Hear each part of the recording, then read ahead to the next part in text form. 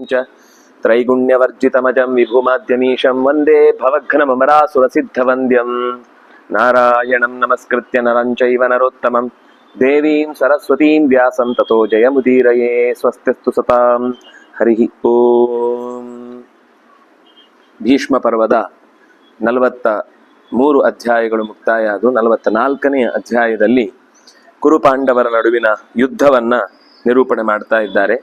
ಮುಂದೆ ಈ ಪರ್ವಗಳೆಲ್ಲವೂ ಯುದ್ಧವನ್ನೇ ಹೇಳುತ್ತೆ, ಆದರೆ ಮಧ್ಯ ಮಧ್ಯದಲ್ಲಿ ಕೆಲವು ವಿಶೇಷ ಘಟನೆಗಳು ಬಂದದ್ದನ್ನು ಕೂಡ ಅದು ನಿರೂಪಣೆ ಮಾಡ್ತಾ ಹೋಗುತ್ತೆ.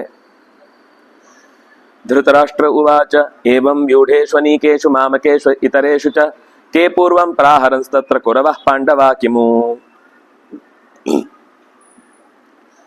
ಅನೀಕ ಅಂದ್ರೆ ಸೇನೆಯನ್ನ ಸಂಗ್ರಹ ಮಾಡಿದ ಮೇಲೆ ನನ್ನವರು ಮತ್ತು ಪಾಂಡವರು ಸೇರಿಕೊಂಡು ಯಾರು ಮೊದಲು ಹೊಡೆದ್ರು, ಅವ್ರು ಹೊಡೆದ್ರೋ ಇವ್ರು ಹೊಡೆದ್ರು ಅಂತ ಅವನದೊಂದು ಪ್ರಶ್ನೆ. ಯಾಕಂದ್ರೆ ನನ್ನ ಮಾತಿಗೆ ಪಾಂಡವರು ಯಾವತ್ತೂ ಕೂಡ ತಾವೇ ಮುಂದೆ ಬಾಣವನ್ನ ಹೊಡೆದು ಯುದ್ಧವನ್ನ ಕಾಲ್ಕೆದ್ರುಕೊಂಡು ಮಾಡ್ಲಿಕ್ಕೆ ಸಾಧ್ಯ ಇಲ್ಲ. ಹಾಗಾಗಿ ಯಾರು ಹೊಡೆದ್ರು ಅನ್ನೋ ಪ್ರಶ್ನೆಯನ್ನ ಕೇಳಿದಾಗ ಸಂಜಯ್ ಹೇಳ್ತಾನೆ, ತಮ್ಮಂದಿರೊಂದಿಗೆ ಕೂಡಿಕೊಂಡಂತಹ ದುಶಾಸನಾದಿಗಳಿಂದ ಸೇರಿದಂತಹ ಭೀಷ್ಮನನ್ನೇ ಮುಂದಿಟ್ಟುಕೊಂಡಂತಹ ಸೇನೆ ಕೌರವರದ್ದು ಮುಂದೆ ಬಂತು. ಅದೇ ಹೊತ್ತಿಗೆ ಪಾಂಡವರು ಕೂಡ ಭೀಮಸೇನನನ್ನು ಮುಂದಿಟ್ಟುಕೊಂಡು ಭೀಷ್ಮನ ಜೊತೆಗೆ ಯುದ್ಧ ಮಾಡುವುದಕ್ಕಾಗಿ ಮುಂದೆ ಹೊರಟಿತು. ಪರಸ್ಪರ ಒಬ್ಬರಿಗೊಬ್ರು ಜೋರಾದ ಮಾತುಗಳನ್ನ ಆಡ್ತಾ ತಮ್ಮ ಕೈಯಲ್ಲಿರುವ ಆಯುಧಗಳನ್ನ ತಮ್ಮ ಇನ್ನೊಂದು ಆಯುಧದ ಅದರ ರಕ್ಷಣೆಗಾಗಿ ಇಟ್ಟುಕೊಂಡಿರುವಂತಹ ಗುರಾಣಿಗೆ ಬಡೀತಾ ಭೇರಿಯ ಶಬ್ದ, ಮೃದಂಗದ ಶಬ್ದ, ಮುರಜದ ಶಬ್ದ, ಆ ಕಡೆಯಿಂದ ಕೇಕಾರವ, ಆನೆಯ ಗೀಳಿಡುವಿಕೆ, ಈ ಎಲ್ಲ ಶಬ್ದಗಳ ನಡುವೆ ಯಾರು ಮೊದಲು ಹೊಡೆದ್ರು ಯಾರು ಆನಂತರ ಹೊಡೆದ್ರು ಗೊತ್ತಾಗ್ಲಿಲ್ಲ. ಒಟ್ಟಂತೂ ಯಾರೋ ಒಬ್ರು ಎದುರುಗಡೆ ಹೊಡೆದಾಗ ಯುದ್ಧ ಶುರುವಾಯಿತು. ಮಹಾಸಮುದ್ರದ 2 ಅಲೆಗಳು ಪರಸ್ಪರ ಒಂದಕ್ಕೊಂದು ಘಟ್ಟಿಸಿದಂತೆ ಕಾಣಿಸ್ತಾ ಇತ್ತು. ಭೀಮಸೇನ ಜೋರಾಗಿ ಗೂಳಿಯಂತೆ ಮೂಗಿನಿಂದ ಬಾಯಿಯಿಂದ ಗಾಳಿಯನ್ನು ಬಿಡುವ ಅವುಗಳ ಒಂದು ಘರ್ಷಣೆ ಹೇಗೆ ಭಯಾನಕವಾಗಿ ಕಾಣಿಸುತ್ತೋ ಹಾಗೆ ಭೀಮಸೇನನು ಗುಟುರು ಹಾಕುತ್ತಾ ಸಿಂಹನಾದವನ್ನ ಗೈಯುತ್ತಾ ತನ್ನ ಸುತ್ತ ಇರುವಂತಹ ಸೇನೆಯನ್ನು ಮುನ್ನಡೆಸುತ್ತಾ ಕೌರವರ ಸೇನೆಯ ಮೇಲೆ ಮುನ್ನುಗ್ಗಿದಾಗ ಎದುರಿನ ಸೈನ್ಯ ಹೆದರಿಕೊಂಡು ವಿತತ್ರಸುಹು, ಹೆದರಿಯೇ ಓಡೋದ್ರು. ಅವ್ನು ಬರುವ ವೇಗಕ್ಕೇನೆ ಹೆದರಿ ಅರ್ಧಮದ್ದ ಆ ಕಡೆ ಈ ಕಡೆ ಚೆದುರಿ ಚೆಲ್ಲಾಪಿಲ್ಲಿ ಆದ್ರು. ಇನ್ನೊಂದು ಕಡೆಯಿಂದ ಎಲ್ಲಿವರೆಗೆ ಅಂದ್ರೆ ವಾಹನಾನಿಚ ಸರ್ವಾಡಿ ಶಕ್ರನ್ಮೂತ್ರಂ ಪ್ರಸುಸ್ರುವು. ಭೀಮಸೇನನ ಘರ್ಜನೆಗೆ ಎದುರುಗಡೆ ಇರುವಂತಹ ಕುದುರೆಗಳು ಆನೆಗಳೆಲ್ಲ ಮಲಮೂತ್ರ ಮಾಡಿ ಕಂಗಾಲಾಗಿ ಓಡಿ ಹೋದ್ವಂತೆ. ನಿಲ್ಲೇ ಇಲ್ಲ. ಅವನು ಸೇನೆಯ ರಥ ಹಿಡ್ಕೊಂಡು ಕೂತದ್ ಬಾಕಿ, ಕುದುರೆ ಸಮೇತ ರಥ ಹೇಳ್ಕೊಂಡು ಹೋಗ್ಬಿಟ್ಟಿದೆ. ತಮಾಯಾನ್ ತಮ್ಮಹೇಶ್ವಾಸಂ ಸೋದರ್ಯ ಪರ್ಯವಾರಯನ್. ಆಗ ದುರ್ಯೋಧನನ ಉಳಿದ ಎಲ್ಲ ತಮ್ಮಂದಿರು ಸೇರಿಕೊಂಡು ಒಟ್ಟಿಗೆ ಅವನನ್ನ ಆವರಿಸಿಕೊಂಡ್ರು. ಹೇಗೆ ಮೋಡಗಳು ಸೂರ್ಯನನ್ನ ಸೇರಿಕೊಳ್ಳುತ್ತೋ ಹಾಗೆ. ಒಂದು ಕಡೆಯಿಂದ ಅವರ ಹೆಸರದ್ದೊಂದಿಷ್ಟು ಲಿಸ್ಟ್ ಹೇಳ್ತಾರೆ. ನಂತರ ನಕುಲ ಸಹದೇವರು ಕೂಡ ಯುದ್ಧಕ್ಕೆ ಬಂದಿದ್ದಾರೆ. ಇನ್ನೊಂದು ಕಡೆಯಿಂದ ವಿನಿಶ್ಚೇರುಹು ಶರಾದೀಪ್ತಾ ಜ್ಯೋತಿಂಶೀವ ನಭಸ್ಥಲಾನ್. ಬಾಣಗಳನ್ನು ಬಿಟ್ಟಾಗ ಆಕಾಶದಲ್ಲಿ ಪರಸ್ಪರ ಘರ್ಷಣೆಯಾದಾಗ ರಾತ್ರಿಯ ಹೊತ್ತು ನಕ್ಷತ್ರಗಳು ಮಿನುಗುವಂತೆ ಆಕಾಶದಲ್ಲೆಲ್ಲ ಹಗಲು ಹೊತ್ತಿಗೆ ಆ ಹೊಳಪು ಭೂಮಿಯನ್ನ ಇನ್ನಷ್ಟು ಬೆಳಕು ಮಾಡುವಂತೆ ಕಾಣಿಸ್ತಾ ಇತ್ತು. ಕೆಲವೊಂದ್ ಸರ್ತಿ ಹಗಲಿಗೂ ಜೋರಾಗಿ ಮಿಂಚು ಹೊಡೆದಾಗ ಈ ಬೆಳಕಿಗಿಂತ ಜಾಸ್ತಿ ಕಾಣುತ್ತದು. ಈಗೇನ್ ಬಿಸಿಲಿದೆ, ಇದನ್ನು ಮೀರಿದಂತ ಒಂದು ಬೆಳಕು ಫ್ಲಾಶ್ ಲೈಟ್ ಹೊಡೆದ ಹಾಗೆ ಜೋರಾಗಿ ಕಾಣುತ್ತೆ. ಹಾಗೆ ಆಕಾಶದಲ್ಲಿ ಈ ಪರಸ್ಪರ ಹೊಡೆದಾಟದ ಮಿನುಗುವಿಕೆಗೆ ಅಲ್ಲಿಯ ಬೆಳಕು ಇನ್ನಷ್ಟು ಹೆಚ್ಚಾಯಿತು. ಇನ್ನು ಅನೇಕ ಕೆಲವರೆಲ್ಲ ಇನ್ನು ಯುದ್ಧಕ್ಕೆ ಬಂದಿರಲಿಲ್ಲ. ಅವರೆಲ್ಲ ಒಂದು ಸೈಡಿನಿಂದ ಮಹೀಪಾಲರೆಲ್ಲ ಕಾಯ್ತಾ ಕೂತಿದ್ದಾರೆ. ಪ್ರೇಕ್ಷಕ ಇವ ಭಾರತ. ಏನಾದ್ರೂ ಒಂದು ಆಸನ ತರಬೇಕಿತ್ತು. ತಮ್ಮ ದಿಕ್ಕಿಗೆ ಮುಖ ಮಾಡಿಕೊಂಡು ನಿಂತು ಬಿಟ್ಟಿದ್ದಾರೆ. ಏನ್ ಮಾಡುದು ಗೊತ್ತಾಗ್ತಾ ಇಲ್ಲ. ದರ್ಶನೀಯಂ ತಂ ಭೀಮಂ ಜ್ಞಾತಿ ಸಮಾಗಮಂ. ಅನೇಕ ಜನಗಳೆಲ್ಲ ತಮ್ಮ ಬಂಧುಗಳು ಯಾರ್ಯಾರೊಟ್ಟಿಗೆ ಹೋರಾಡ್ತಾ ಇದ್ದಾರೆ, ಅವನಿಗೇನಾಯ್ತು ಇವನಿಗೇನಾಯ್ತು, ಅವನೇನ್ ಮಾಡ್ದ ಇವನೇನ್ ಮಾಡ್ದ ಅಂತ ದೂರದಲ್ಲಿ ನಿಂತ್ಕೊಂಡು ನೋಡ್ತಾ ಇದ್ದಾರೆ. ತತಸ್ಥೆ ಜಾತ ಸಂರಂಭಾ ಪರಸ್ಪರ ಕೃತಾಗಸಃ. ಆದ್ರೆ ಹೊಡೆದಾಡುವಾಗ ಅವನಿಗೆ ಎಲ್ಲಿಗೋ ಏಟು ಬಿದ್ರೆ ತೊಂದರೆ ಆಗತ್ತೆ, ನಾನು ಹಾಗೆ ಹೊಡಿಬಾರ್ದು, ಇದೆಲ್ಲ ಇಲ್ವೇ ಇಲ್ಲ. ಸಿಟ್ಟು ಬಂದಾಗ ಏನ್ ಸಿಕ್ತೋ, ಯಾರ ಮೇಲೆ ಸಿಕ್ತೋ, ಹೇಗ್ ಸಿಕ್ತೋ, ಯಾವಾಗ ಸಿಕ್ತೋ, ಎಲ್ಲಿ ಸಿಕ್ತೋ ಹಾಗೆ ಬಾಟ ಬಾಟ ಬಾಟ ಬಾಟ ಹೊಡಿಕೊಂಡು ಮುಂದೆ ಓಡ್ತಾ ಇದ್ದಾರೆ. ಅನ್ಯೋನ್ಯ ಸ್ಪರ್ಧೆಯ ರಾಜನ್. ಅವನು ಒಂದು ಹೊಡೆದ ಅಂದ್ರೆ ನಾನು 2 ಹೊಡಿತೇನೆ ಅಂತ, ಅವ್ನು 2 ಹೊಡೆದ ಅಂದ್ರೆ ನಾನು 4 ಹೊಡಿತೇನೆ ಅಂತ, ಹೀಗೆ ಪರಸ್ಪರ ಅನ್ಯೋನ್ಯ ಸ್ಪರ್ಧೆಯ ರಾಜನ್ ವ್ಯಾಯಚ್ಛಂತ ಮಹಾರಥಾಹ, ಒಬ್ರಿಗೊಬ್ರು ಕಿತ್ತಾಡಿಕೊಂಡು ಕೈಯಲ್ಲಿದ್ದ ಆಯುಧಗಳಿಂದ ಘರ್ಷಣೆ ಮಾಡ್ತಾ ಇದ್ದಾರೆ. ಕುರುಪಾಂಡವರ ಸೇನೆಯ ನಡುವೆ ಇದ್ದ ಕುದುರೆ, ಆನೆ, ರಥಗಳೆಲ್ಲವೂ ಕೂಡ ಹೊಳಿತಾ ಇವೆ. ಅದರ ಮೇಲಿರುವ ಪಟಗಳೇನಿದೆ, ಧ್ವಜಗಳು, ಇದರಿಂದಾಗಿ ಒಂದಿಷ್ಟು ಆ ಕಡೆ ಈ ಕಡೆ ಲಕ್ಷಣ, ಯಾರೋ ಯುದ್ಧ ಮಾಡ್ತಿದ್ದಾರೆ, ಯಾರು ಯುದ್ಧ ಮಾಡ್ತಿಲ್ಲ ಅನ್ನೋದು ಗೊತ್ತಾಗುತ್ತೆ. ರಥದ ಮೇಲಿನ ಧ್ವಜ ನೋಡಿ ಅದು ಯಾರು ಅಂತ ಗೊತ್ತಾಗುತ್ತೆ. ರಥದ ಗುರುತಿನಲ್ಲಿ ಅವರ ಕುರುಹು ಇರುತ್ತೆ. ಪಾರ್ಥಿವರೆಲ್ಲ ಮಹಾ ಸೈನ್ಯವನ್ನ ಹೊತ್ತುಕೊಂಡು ಮುಂದಕ್ಕೆ ಬರ್ತಾ ಇದ್ರೆ, ನಿನ್ನ ಪುತ್ರ ಅನೇಕ ಆದೇಶಗಳನ್ನ ಮಾಡಿ ಸೈನ್ಯವನ್ನು ಹಿಡ್ಕೊಂಡು ಮುನ್ನುಗ್ತಾ ಇದ್ರೆ, ಆಚೆಯಿಂದ ಯುಧಿಷ್ಠಿರನು ಹೇಳ್ತಾ ಇದ್ದಾನೆ, ನೀವು ಹೋಗಿ, ಮುಂದೆ ಹೋಗಿ ಅಂತ. ಇಬ್ಬರು ಪರಸ್ಪರ ಹೊಡೆದಾಡ್ತಾ ಇದ್ದಾರೆ. ತಸ್ಮಿನ್ಸ್ತು ತುಮಲೇ ಯುದ್ಧೇ ವರ್ತಮಾನೇ ಮಹಾಭಯೇ ಅತಿ ಸರ್ವಾಣ್ಯನೀಕಾನಿ ಪಿತಾ ತೇ ಅಭಿವ್ಯರೋಚತ. ಈ ಹೊತ್ತಿಗೆ ಎಲ್ಲರಿಗಿಂತ ಅತ್ಯಂತ ಹೆಚ್ಚು ಹೊಳಿತಾ ಇದ್ದದ್ದು ಯಾರು ಅಂದ್ರೆ, ನಿನ್ನ ತಂದೆಯ ಸ್ಥಾನದಲ್ಲಿದ್ದಂತಹ ಅಥವಾ ತಂದೆಯ ತರ ನಿನ್ನನ್ನ ನೋಡಿಕೊಳ್ತಾ ಇದ್ದಂತಹ ಭೀಷ್ಮ ಪಿತಾಮಹ. ಅವನು ತನ್ನ ವಯಸ್ಸಿಗೂ ಅವನ ಸಾಮರ್ಥ್ಯಕ್ಕೂ ನಾವೊಂದು ತಾಳೆ ಹಾಕ್ಲಿಕ್ಕೆ ಆಗ್ತಿರ್ಲಿಲ್ಲ.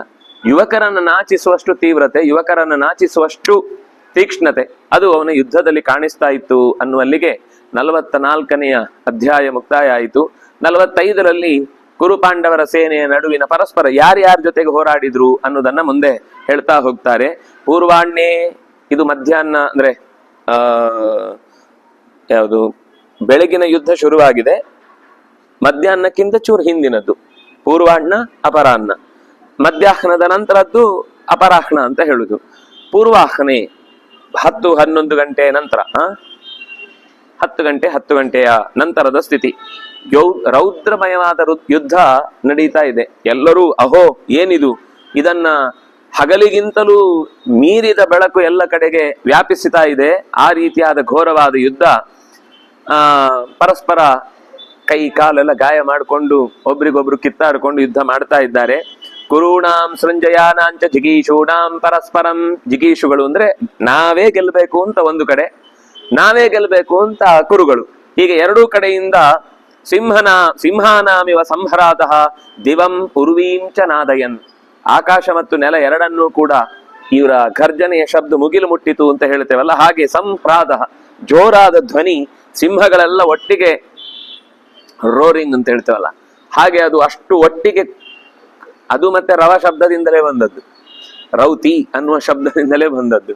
ಜೋರಾಗಿ ಕೂಗು ಹಾಕ್ತಾ ಆಸೀತ್ ಕೆಲ ಕೆಲ ಶಬ್ದ ತಲಶಂಖ ರವೈಹಿ, ಭುಜ ತಟ್ಟಿಕೊಳ್ಳುವುದು ಶಬ್ದ, ಆಮೇಲೆ ತೊಡೆ ತಟ್ಟಿಕೊಳ್ಳುವುದು ಅಥವಾ ಕೈ ತಟ್ಟಿಕೊಳ್ಳುವುದು, ಈ ತರದ ತಲ ಶಬ್ದ, ಆಮೇಲೆ ಶಂಖ ಶಬ್ದ. ಈ ಯುದ್ಧ ಮಾಡ್ಲಿಕ್ಕೆ ಹೊರಡುವಾಗ ಆ ಕಡೆ ಈ ಕಡೆಯಿಂದ ಒಂದಿಷ್ಟು ಜನ ಸಪೋರ್ಟರ್ಸ್ ಇದ್ರೆ, ಹೊಡಿ ಹೊಡಿ ಹೊಡಿ ಅಂತ, ಅವನಿಗೆ ಹೊಡಿ ಇವನಿಗೆ ಹೊಡಿ ಅಂತ ಕೈ ತಟ್ಟುವುದಿರುತ್ತಲ್ಲ, ಅವ್ರದ್ದೊಂದಿಷ್ಟು ಗಲಾಟೆ ಒಂದು ಕಡೆಯಿಂದ. ಅದರ ಜೊತೆಗೆ ಶಂಖರವ, ಸಿಂಹನಾದ, ಶೂರರೆಲ್ಲ ಒಬ್ರು ಗರ್ಜಿಸಿದ್ರೆ ಪ್ರತಿಯಾಗಿ ಮತ್ತೊಬ್ಬ ಗರ್ಜನೆ.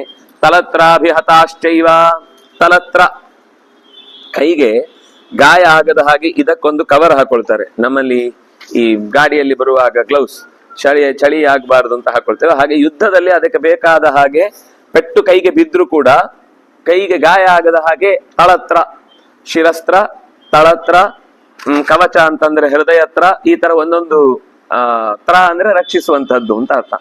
ಆ ಕರತ್ರಗಳನ್ನ ಹಾಕಿಕೊಂಡು ಯುದ್ಧ ಮಾಡ್ತಾ ಇದ್ರೆ ಅದರ ಶಬ್ದಕ್ಕೇನೆ ಜೋರು ಶಬ್ದ ಜಾಸ್ತಿ ಆಗ್ತದೆ. ಅವನು ಅದರಿಂದ ಹೊಡೆದ್ರೆ ಆ ಪೆಟ್ಟು ಅದರ ಏನೋ ಒಂದು ರಕ್ಷಣೆಗೆ ಅಂತ ಲೋಹದ್ದೇನೋ ಹಾಕೊಂಡಿರ್ತಾರೆ, ಅಥವಾ ಲೋಹದ್ದೋ ಈ ಚರ್ಮದ್ದೋ ಏನೋ ಹಾಕೊಂಡಿರ್ತಾರೆ.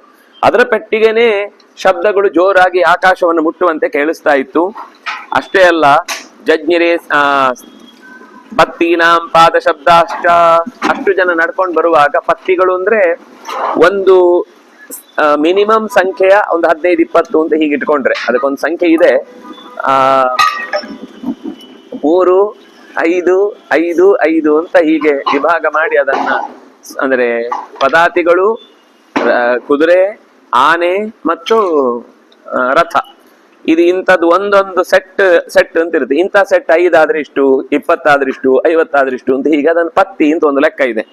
ಅಂತಹ ಪತ್ತಿಗಳೆಲ್ಲ ಗುಂಪು ಗುಂಪು ಸಣ್ಣ ಸಣ್ಣ ಗುಂಪುಗಳಾಗಿ ಅವುಗಳನ್ನ ಕಳಿಸುವಾಗ ಅವುಗಳು ನಡ್ಕೊಂಡು ಬರುವಾಗ ನಡೆಯುವುದೆಲ್ಲ ಒಂದೇ ತರ ಹೆಜ್ಜೆ ಇಡುವುದರಿಂದ ಅದು ಒಂದು ಶಬ್ದ ಆಗುತ್ತೆ. ಈ ಬಾಹುಬಲಿಯಲ್ಲಿ ಎಲ್ಲ ಮುಂದೆ ಫಸ್ಟ್ ಆ ಸೇನೆಯನ್ನ ಏನೇನು ಎದುರುಗಡೆ ಸಭೆಯನ್ನ ಆಧರಿಸಿ ಕೂತ್ಕೊಳ್ಳುವಾಗ ಅವರೆಲ್ಲ ಕೈಯಲ್ಲಿದ್ದ ದಂಡವನ್ನ ನೆಲಕ್ಕೆ ಕಾಲನ್ನ ನೆಲಕ್ಕೆ ಬಡಿತಾ ಇರುವಾಗ ಭೂಮಿಯಲ್ಲಿ ಶಬ್ದ ಆಯಿತು ಅಂತ ತೋರಿಸ್ತಾರೆ. ಅದು ನಿಜವಾಗಿಯೂ ಆ ದೊಡ್ಡ ಪ್ರಮಾಣದ ಸೇನೆ ಆ ತರ ನೆಲಕ್ಕೆ ಬಡಿಯುವಾಗ ಒಂಥರ ಎದೆಗೆ ಬಡ್ದ ಹಾಗಿರುತ್ತೆ, ಅದರ ವೈಬ್ರೇಷನ್ ಎದೆಗೆ ಹೊಡೆದ ಹಾಗಾಗುತ್ತೆ. ಅಷ್ಟು ಜೋರಾಗಿ ಎಲ್ಲರೂ ಕೂಡ ನೆಲಕ್ಕೆ ಕಾಲಿಟ್ಟು ಬಡಿತಾ ಇದ್ದ. ಪಾದ ಶಬ್ದ ಇಷ್ಟ. ಪಾದ ಶಬ್ದ ಅಂದ್ರೆ ಕಾಲನ್ನ ನೆಲಕ್ಕೆ ಗಟ್ಟಿಸುವುದು, ಜೋರಾಗಿ ನೆಲಕ್ಕೆ ಹೊಡೆಯುವುದು.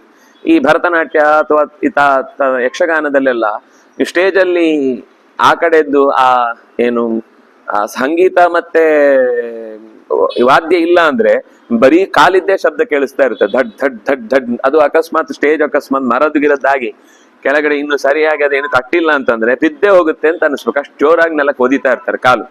ಆತರ ಯುದ್ಧದಲ್ಲಿ ಇವರು ರಥ ಓಡುವ ಆ ಗಾಲಿಯ ಶಬ್ದ ಹೇಗೆ ಕೇಳಿಸುತ್ತೋ ಹಾಗೆ ನೆಲದಲ್ಲಿ ಪಾದ ಶಬ್ದದಲ್ಲಿಯೂ ಕೂಡ ಮೈಯೆಲ್ಲ ರೋಮಾಂಚಗೊಳಿಸುವಂತಹ ಶಬ್ದ. ತೇ ಮನಃ ಕ್ರೂರಮಾದಾಯ ಸಮಭಿವ್ಯಕ್ತ ಜೀವಿತಾ, ಮನಸ್ಸಿನಲ್ಲಿ ಕ್ರೌರ್ಯವನ್ನ ಹಿಡಿದುಕೊಂಡು ತಾವು ಈ ಶತ್ರು ಪರವಾಗಿಲ್ಲ, ಈ ಯುದ್ಧದಲ್ಲಿ ಪಾಂಡವರನ್ನ ನಾವು ಬದುಕ್ಲಿಕ್ಕೆ ಬಿಡಬಾರದು ಅನ್ನುವ ಒಂದು ಒಳ ತೋಟಿಯನ್ನು ಇಟ್ಟುಕೊಂಡು ಧ್ವಜವನ್ನ ಆಕಾಶಕ್ಕೆ ಏರಿಸಿ ಶಾಂತನವನನ್ನ ಮುಂದಿಟ್ಟುಕೊಂಡು ದೊಡ್ಡ ದೊಡ್ಡ ವಾದ್ಯಗಳನ್ನ ಊದಿಕೊಂಡು ಮುಂದಕ್ಕೆ ನುಗ್ಗುವಾಗ ಕೈಯಲ್ಲಿದ್ದ ಧನುಸ್ಸು ಕಾರ್ಮುಕಂ ಘೋರಂ ಕಾಲದಂಡೋಪಮಂ ರಣೇ, ಯಮಧರ್ಮನ ಕೈಯಲ್ಲಿರುವಂತಹ ದಂಡದಂತೆ ಹೋಲುತ್ತಿದ್ದಂತಹ ಅವರ ಕೈಯ ಧನುಸ್ಸು, ಅದರ ಹಗ್ಗವನ್ನ ಕಟ್ಟುವಾಗ ಅದು ಟೆನ್ಷನ್ ಬಂದ್ರೆ ಮಾತ್ರ ಶಬ್ದ ಬರುತ್ತೆ, ಟೈ ಅಂತ ಒಂದು ಶಬ್ದ ಬರುತ್ತೆ.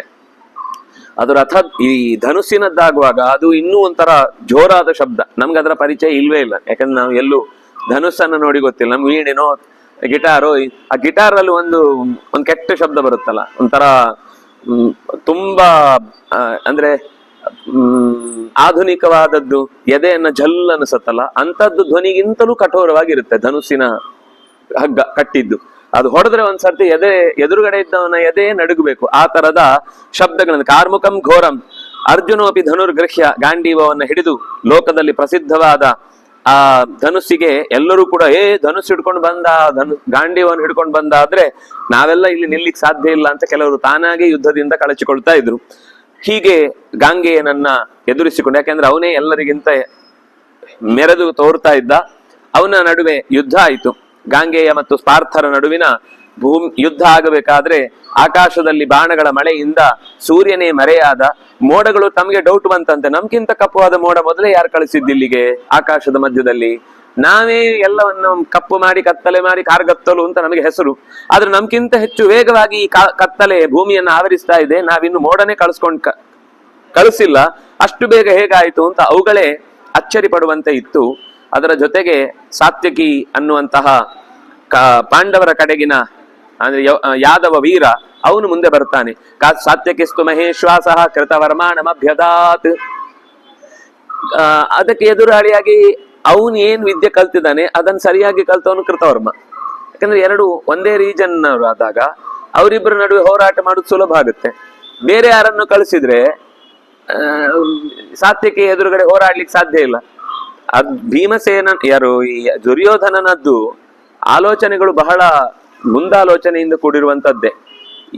ಕರ್ಣ ಇದ್ದಾನೆ ಅಂದ್ರೆ ಅವನಿಗೊಬ್ಬ ಅರ್ಜುನ ಬೇಕು ಅಂತ, ದುರ್ಯೋಧನ ಇದ್ದಾನೆ ಅಂತಂದ್ರೆ ಅವನ ಎದುರುಗಡೆಗೆ ಭೀಮ ಇರಬೇಕು ಅಂತ, ಹೀಗೆ ಯಾರ್ಯಾರಿಗೆ ಯಾರ್ಯಾರು ಇದ್ದಾರೆ ಅಂತ ಅವನು ಊಹೆ ಮಾಡಿಕೊಂಡೇ ಯುದ್ಧದಲ್ಲಿ ಸೇರ್ಕೊಳ್ತಿದ್ದ. ಅಂದ್ರೆ ಈ ಅಂಶದಲ್ಲಿ ಕರ್ಣನ ಎದುರುಗಡೆ ಯುದ್ಧಕ್ಕೆ ಈಗ ಅರ್ಜುನ ಅಂತೂ ಬರ್ಲಿಕ್ಕಿಲ್ಲ, ಯಾಕೆಂದ್ರೆ ಕರ್ಣ ಈ 10 ದಿವಸ ಬರುದಿಲ್ಲ ಅಂತ ಕೂತು ಬಿಟ್ಟಿದ್ದ. ನಾನು ಈ ಭೀಷ್ಮ ಶಸ್ತ್ರದಿಂದ ಹಿಂದೆ ಸರಿಯುವ ತನಕ ನಾನು ಯುದ್ಧಕ್ಕೆ ಬರಲ್ಲ ಅಂತ ಕೂತು ಬಿಟ್ಟಿದ್ದ. ಆಗ ಕೃಷ್ಣ ಒಂದ್ಸರ್ತಿ ಕೇಳಿದ್ದ, 10 ದಿವಸ ಎಷ್ಟು ದಿವಸ ಗೊತ್ತಿಲ್ಲಲ್ಲ, ಈಗ ನಾವು 10 ದಿವಸ ಅಂತ ನಾವ್ ಹೇಳುದು, ಭೀಷ್ಮ ಬೀರೋ ತನಕ ಯುದ್ಧ ಮಾಡು ನಮ್ ಪರವಾಗಿ, ಎಷ್ಟು ದಿವಸ ಆಗುತ್ತೋ ಅಷ್ಟು ದಿವಸ ನಿನಗೂ ಒಂದು ಯುದ್ಧದ ಉತ್ಸಾಹ ಇರುತ್ತೆ, ಬರ್ಬೋದಲ್ವಾ ಅಂತ. ಆದ್ರೆ ಅವನು ಇಲ್ಲ, ನಾನು ಒಪ್ಕೊಂಡಾದ್ಮೇಲೆ ಮತ್ತೆ ವಾಪಸ್ ಮಧ್ಯದಲ್ಲೆಲ್ಲ ಪ್ಲೇಸ್ ಚೇಂಜ್ ಮಾಡೋ ಕ್ರಮ ಇಲ್ಲ ಅಂತ ಅವನು ಹಿಂದೆ ತಿರಸ್ಕಾರ ಮಾಡಿದ್ದ. ಹೀಗೆ ಪಾಂಡವರ ಮತ್ತು ಕೌರವರ ನಡುವಿನ ಸೇನೆಯ ಓಘ, ಯುದ್ಧದ ವೇಗ ಜಾಸ್ತಿ ಆಗ್ತಾನೇ ಹೋಗ್ತಾ ಇದೆ. ವಸಂತೆ ಪುಷ್ಪ ಶಬಲವು ಪುಷ್ಪಿತಾ ವಿವಕಿಂ ಶುಕವು ಹೇಗೆ ಕಾಣಿಸ್ತಿತ್ತು ಅಂದ್ರೆ, ಇಬ್ಬರು ಪರಸ್ಪರ ಹೊಡೆದಾಡ್ಕೊಂಡಿದ್ದಾರೆ, ಕೃತವರ್ಮ ಮತ್ತು ಸಾತ್ಯಕಿ. ಮೈಯೆಲ್ಲ ಬಾಣ ಹೊಡೆದದ್ದಕ್ಕೆ ನೆತ್ತರು ಚಿಮ್ತಾ ಇದೆ. ಆ ಚಿಮ್ಮುವ ಪರಿಗೆ ಹೇಗೆ ಕಾಣಿಸ್ತಿತ್ತು ಅಂದ್ರೆ, ಈ ಬೇಸಿಗೆ ಕಾಲದಲ್ಲಿ ಕೆಲವು ಮರಗಳಲ್ಲಿ ಪೂರ್ತಿ ಮರ ಕೆಂಪು ಹೂಗಳನ್ನು ಬಿಡುತ್ತೆ. ಎರಡು ಪೂರ್ತಿ ಹೂ ಬಿಟ್ಟಂತಹ ಮರಗಳು ಒಂದಕ್ಕೊಂದು ಘಟ್ಟಿಸಿದ್ರೆ ಹೇಗೆ ಕಾಣುತ್ತೋ ಹಾಗೆ ಇವರಿಬ್ರು ಮೈಯೆಲ್ಲ ನೆತ್ತರು ಸಿಕ್ತರಾಗಿ ನಿಂತವರನ್ನ ಆ ಛಾವದಲ್ಲಿ ಅವನ ಮೈಯೆಲ್ಲ ಹೊಡೆದು ಹಾಕಿರ್ತಾರಲ್ಲ, ಆ ತರ ಇಡೀ ಮೈಯೆಲ್ಲ ನೆತ್ತರು ಸಿಕ್ತ ಹರಿತಾ ಇದೆ. ಇಬ್ರು ಹಾಗೆ ಒಬ್ರಿಗೊಬ್ರು ಅಷ್ಟಾದ್ರೂ ಯುದ್ಧದಲ್ಲಿ ಹಿಂದೆ ಸರದಿಲ್ಲ. ನಮ್ಗೆ ಗಾಯ ಆಯ್ತು ಅಂದ್ರೆ ಫಸ್ಟ್ ಎಲ್ಲಿ ಆಸ್ಪತ್ರೆ ಒಳ ರೋಗಿಗೋ ಹೊರ ರೋಗಿಗೋ ಯಾವ್ದೋ ಒಂದ್ ಕಡೆ ಅದು ಸೊಟ್ಟು ಮಾಡ್ಕೊಂಡ್ಬಿಡ್ಬೇಕು ಅರ್ಧ ಗಂಟೆ. ಅಲ್ಲಿ ಹಾಗಲ್ಲ, ಅವ್ರು ಯುದ್ಧದಲ್ಲಿ ಗಾಯ ಆಯ್ತು ಅಂತ ಹಿಂದೆ ಸರಿಯುವ ಕ್ರಮವೇ ಇಲ್ಲ. ಗಾಯ ಆಯ್ತು ಅಂದ್ರೆ ಅದ್ರ ಮೇಲೆ ಒಂದು ಪಟ್ಟಿ ಕಟ್ಕೊಳ್ಳೋದು ಮತ್ತೆ ಯುದ್ಧ ಮಾಡುದು.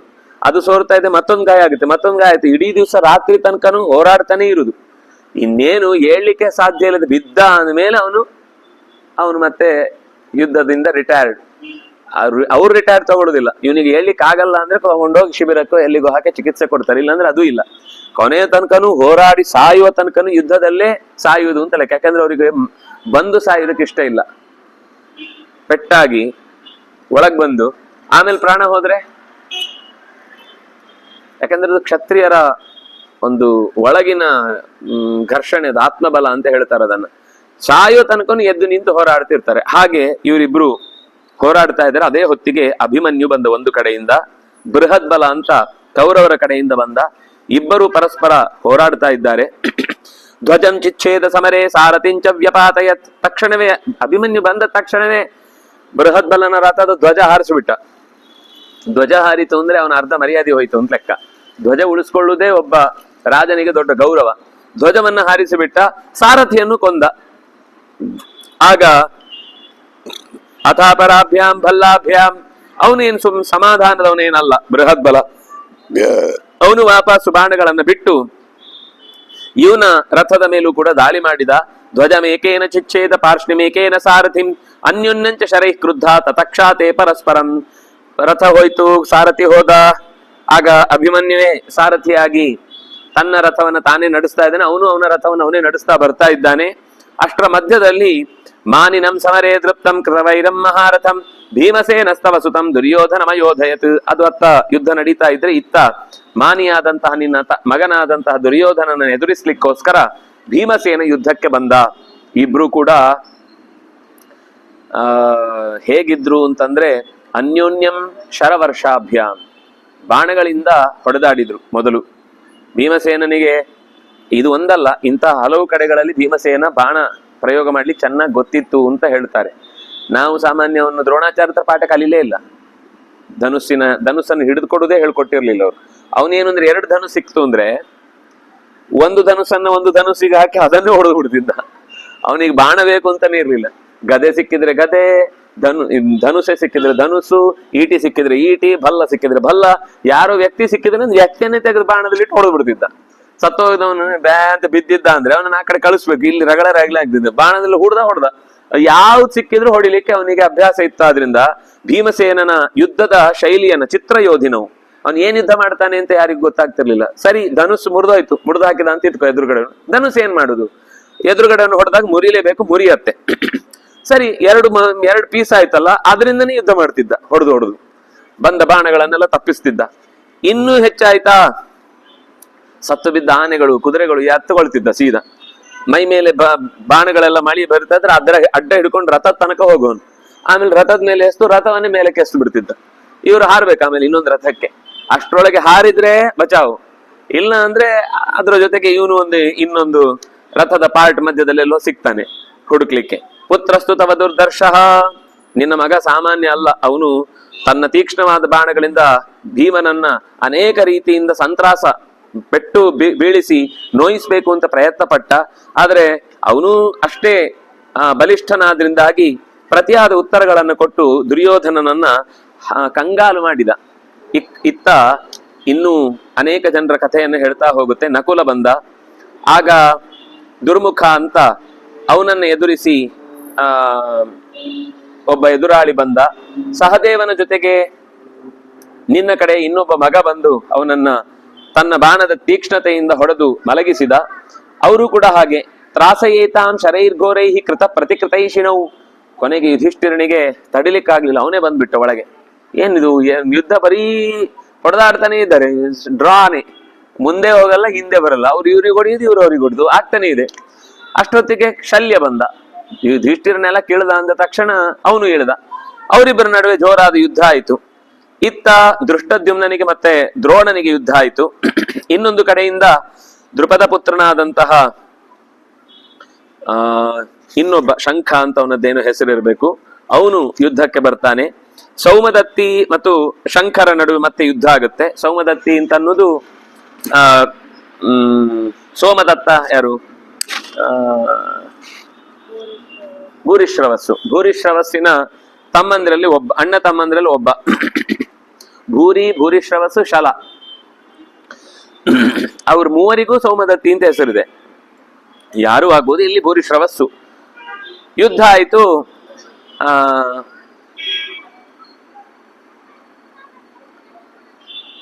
ಭುಜವನ್ನ ಹಿಡಿದು ಶಂಖನನ್ನ ಹಿಂದಕ್ಕೆ ಎಳ್ಕೊಂಡ. ಧನುಸು ಪುಡಿ ಆಯ್ತು, ರಥ ಪುಡಿ ಆಯ್ತು, ಸಾರಥಿ ಬಿದ್ದೋದ, ಇಬ್ರು ನೆಲಕ್ ಬಿದ್ರು. ನೆಲಕ್ ಬಿದ್ದ ಅಂದ್ರೆ ಅವನು ಹೊಡೆಯುವಾಗ ಇವನು ಹೊಡಿತಾ ಇರ್ತಾನೆ. ಅವನ ರಥದ ಕುದುರೆಗಳು ತಪ್ಪಿಸ್ಕೊಂಡು ಹೋಗ್ತವೆ, ಅಥವಾ ರಥಗಳ ಚಕ್ರಗಳು ತುಂಡಾಗಿ ಬೀಳ್ತವೆ. ಆಗ ಈ ಭಾಗವನ್ನ ಹಿಂದಿನಿಂದ ಬಂದು ಹಿಡ್ದ. ಯಾರು? ಸೌಮದತ್ತಿ. ಭುಜವನ್ನ ಗಟ್ಟಿಯಾಗಿ ಹಿಡಿದ. ಜತ್ರು ಅಂದ್ರೆ ಇದು, ಈ ಭಾಗವನ್ನ ಜತ್ರು ಅಂತ ಕರೀತಾರೆ. ಈ ಜತ್ರು ಭಾಗವನ್ನ ಹಿಂದಿನಿಂದ ಹಿಡಿದು ಬಿಗಿಯಾಗಿ ಎಳೆದ್ರೆ ಸಮಾಹನತ್ ತಯೋಸ್ತದ ಭವದ್ಯುದ್ಧಂ ಘೋರ ರೂಪಂ. ಆದ್ರೆ ಅವನು ಹಿಡಿದ ತಕ್ಷಣ ಹಿಂದೆ ಬಗ್ಗಿ ಅವನನ್ನ ಮುಂದಕ್ಕೆ ಜಾರಿಸಿ ಬೀಳಿಸಿದ. ಆಗ ಬಾಹ್ಲೀಕ ಇನ್ನೊಂದು ಕಡೆಯಿಂದ ಯುದ್ಧಕ್ಕೆ ಬಂದ. ಈ ಸೋಮದತ್ತನ ಅಪ್ಪ, ಇವನ ಅಪ್ಪ ಅಂದ್ರೆ ಭೀಷ್ಮರ ದೊಡ್ಡಪ್ಪ. ಭೀಷ್ಮರ ಅಪ್ಪ ಶಂತನುವಿನ ಅಣ್ಣ ಬಾಹ್ಲೀಕ. ಭೀಷ್ಮರಿಗೆ 800 ವರ್ಷ ಆಗಿದೆ. ಅವರ ಅಪ್ಪನ ಅಣ್ಣ ಅಂತಂದ್ರೆ ಅವ್ರು ಇನ್ನು 1200 ಎಷ್ಟೋ ವರ್ಷದವನು ಅವನು. ಆ 1000 ವರ್ಷ, 1,25,000 ವರ್ಷದಿಂದ ಹಿಡಿದು ಈ ಘಟೋತ್ಕಜನ ಮಗ ಅನಿಷ್ಟ್ಯ ಅಂತ ಒಬ್ಬ ಇದ್ದ. ಅಲ್ಲಿಯ ತನಕದ 7 ತಲೆಮಾರು ಯುದ್ಧಕ್ಕೆ ಬಂದಿದೆ ಇಲ್ಲಿ. ಅಂದ್ರೆ ಬಾಹ್ಲೀಕ, ಆ ನಂತರದಲ್ಲಿ ಭೀಷ್ಮರ ನಂತರದಲ್ಲಿ ಈ ವಿಚಿತ್ರವೀರಿ ಚಿತ್ರಾಂಗದ ವಯಸ್ಸಿಗೆ ಸರಿಯಾಗಿ ಹೋಲುವಂತಹ ಸೋಮದತ್ತ, ಅವನ ಮಕ್ಕಳು ಭೂರಿಶ್ರವ, ಶಲ. ಈ ಕಡೆಯಿಂದ ಪಾಂಡುವಿನ ತಲೆಮಾರು ಅಂದ್ರೆ ವಿದುರ ಒಬ್ಬ ಇದ್ದ. ವಿದುರ ಇರ್ಲಿಲ್ಲ ಬಿಡಿ ಯುದ್ಧಕ್ಕೆ.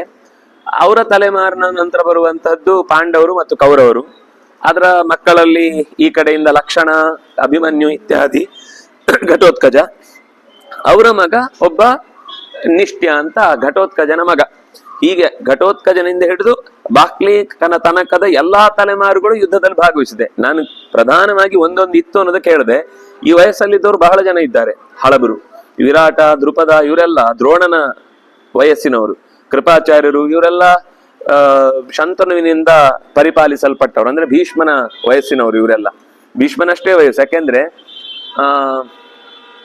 ಭೀಷ್ಮ ಹುಟ್ಟಿ ಕೆಲವೇ ಸಮಯದಲ್ಲಿ ಕೃಪಾಚಾರ್ಯರು ಸಿಕ್ಕಿದ್ದು, ಶಾರದ್ವತನ ಮಕ್ಕಳಾಗಿ, ಶರದ್ವಾನ್ನ ಮಕ್ಕಳಾಗಿ ಸಿಕ್ಕಿದ್ದು ಕೃಪಾ ಮತ್ತು ಕೃಪಿ ಅದೇ ವಯಸ್ಸು. ಅಂದ್ರೆ ಒಂದು 100-150 ವರ್ಷ ವ್ಯತ್ಯಾಸ ಇರ್ಬೋದು. ದ್ರೋಣಾಚಾರ್ಯರು, ದೃಪದ, ವಿರಾಟ ಇವರೆಲ್ಲ ಸಮಾನ, ಹೆಚ್ಚು ಕಮ್ಮಿ ಸಮಾನ ವಯಸ್ಸು. ಅದ್ರಲ್ಲಿ ವಿರಾಟ ಮೋಸ್ಟ್ಲಿ ಇನ್ನೂ ಸ್ವಲ್ಪ ಹೆಚ್ಚು ವಯಸ್ಸು ಅವನಿಗೆ.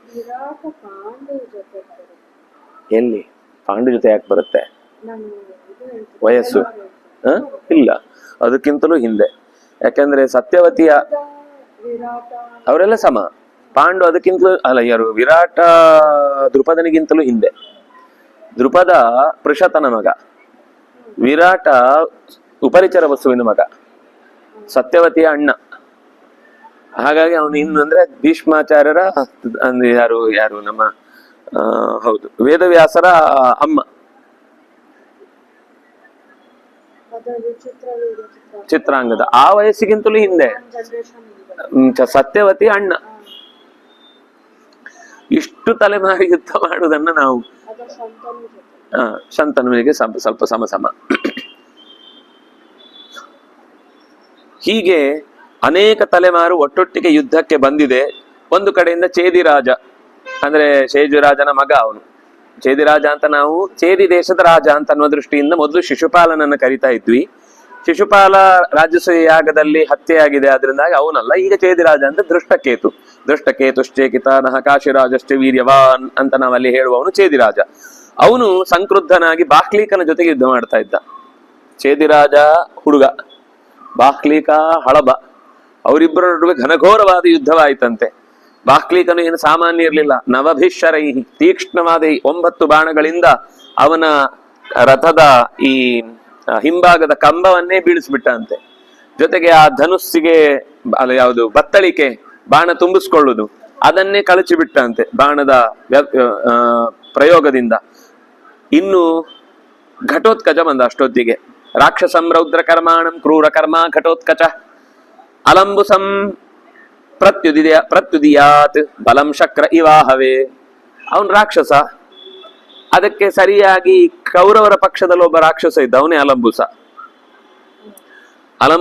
ಅವನು ಮಾಯಾವಿ. ಹಾಗಾಗಿ ಅವನು ಮಾಯಾವಿಯನ್ನು ಕಳಿಸಿದ್ರೆ ಇವನು ಒಬ್ಬ ಮಾಯಾವಿಯನ್ನು ಕಳಿಸಿದ ಯುದ್ಧಕ್ಕೆ. ಕ್ರೂರ ಕರ್ಮ, ಯುದ್ಧದಲ್ಲಿ ಅಂತ ತಾಕತ್ತು ಎದುರಿಸ್ಲಿಕ್ಕೆ ಬೇರೆ ಯಾರಿಗೂ ಸಾಧ್ಯ ಇಲ್ಲ ಅಂತ ಗೊತ್ತಾಗಿ ಘಟೋತ್ಕಜನನ್ನ ಯುದ್ಧದಕ್ಕೆ ಯಾರು ಅಲಂಬುಸನನ್ನ ದುರ್ಯೋಧನ ಇಳಿಸಿದ. 90, 100, 150, 1000 ಬಾಣಗಳನ್ನು ಒಟ್ಟೊಟ್ಟಿಗೆ ಬಿಡ್ತಾ ಇದ್ರು. ಅದು ಒಂದು ಬಾಣವನ್ನ ಬಿಟ್ರೆ ಅದು ತುದಿ ಸಿಡಿಯತ್ತೆ. ತುದಿ ಸಿಡಿದ ಮೇಲೆ ಮತ್ತೆ ಅದು ಸಿಡಿದ್ರೆ ಅದರೊಳಗೂ ಮತ್ತೆ ಸಣ್ಣ ಸಣ್ಣ ಬಾಣಗಳು ಇರ್ತವೆ. ಹಾಗೆ ಅತ್ಯಂತ ತೀವ್ರವಾದ ಬಾಣಗಳ ಪ್ರಯೋಗದಿಂದ ಇಬ್ರು ಪರಸ್ಪರ ಹೊಡೆದಾಡಿಕೊಂಡ್ರು. ದೇವಾಸುರರ ನಡುವೆ ಹಿಂದೆ ಯುದ್ಧ ಆದ್ರೆ ಹೇಗಿರುತ್ತೋ ಹಾಗೆ ಮಾಯಾ ಪ್ರಯೋಗಗಳ ಏನು ಅಂದ್ರೆ ದೀಪಾವಳಿಯ ಸಂದರ್ಭ ಆಕಾಶದಲ್ಲೆಲ್ಲ ಕಲರ್ ಕಲರ್ ಇರುತ್ತಲ್ಲ, ಹಾಗೆ ಇವರಿಬ್ರು ಬಾಣ ಪ್ರಯೋಗಗಳನ್ನು ಮಾಡ್ಕೊಂಡು ಆಕಾಶದಲ್ಲೆಲ್ಲ ಕೆಳಗಿಂದ ನೋಡೋರಿಗೆ ಒಂದು ಆನಂದ, ಬಣ್ಣ ಬಣ್ಣದ ಚಿತ್ತಾರಗಳೆಲ್ಲ ಮೂಡಿದ ಹಾಗೆ ಇವರು ಮಾಯಾ ಪ್ರಯೋಗಗಳನ್ನು ಮಾಡಿಕೊಂಡು ಹೊಡೆದಾಡ್ಕೊಳ್ತಾ ಇದ್ದಾರೆ.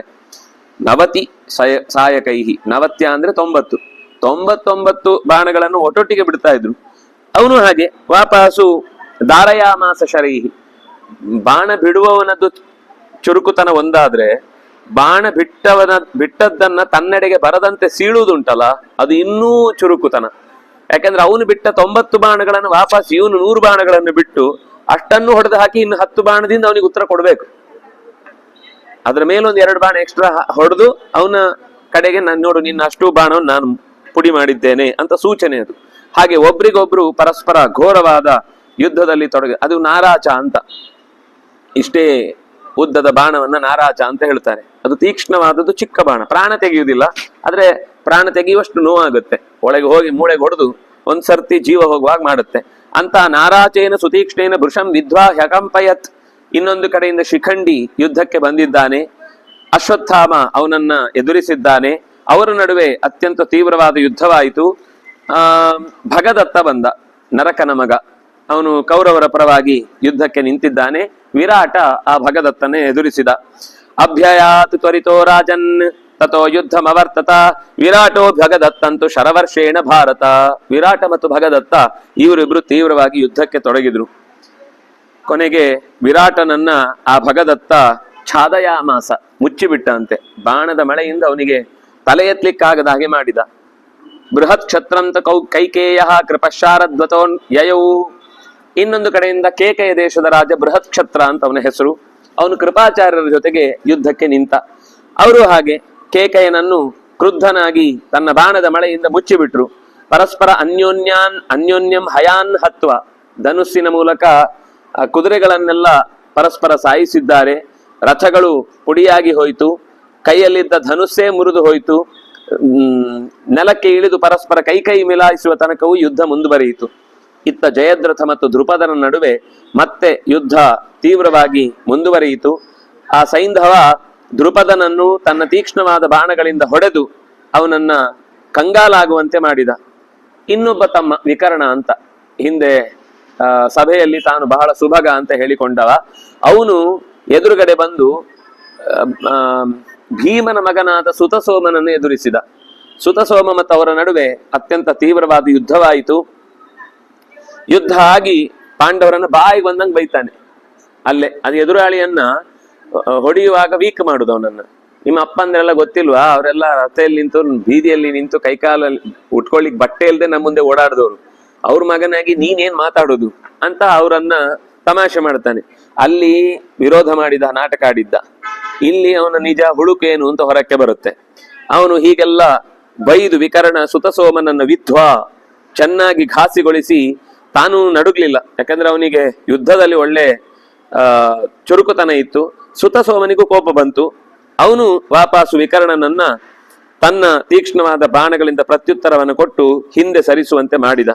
ಸುಶರ್ಮ ಅಂತ ಈ ವಿರಾಟನ ಊರಿನ ಪಕ್ಕದ ಊರಿನವ.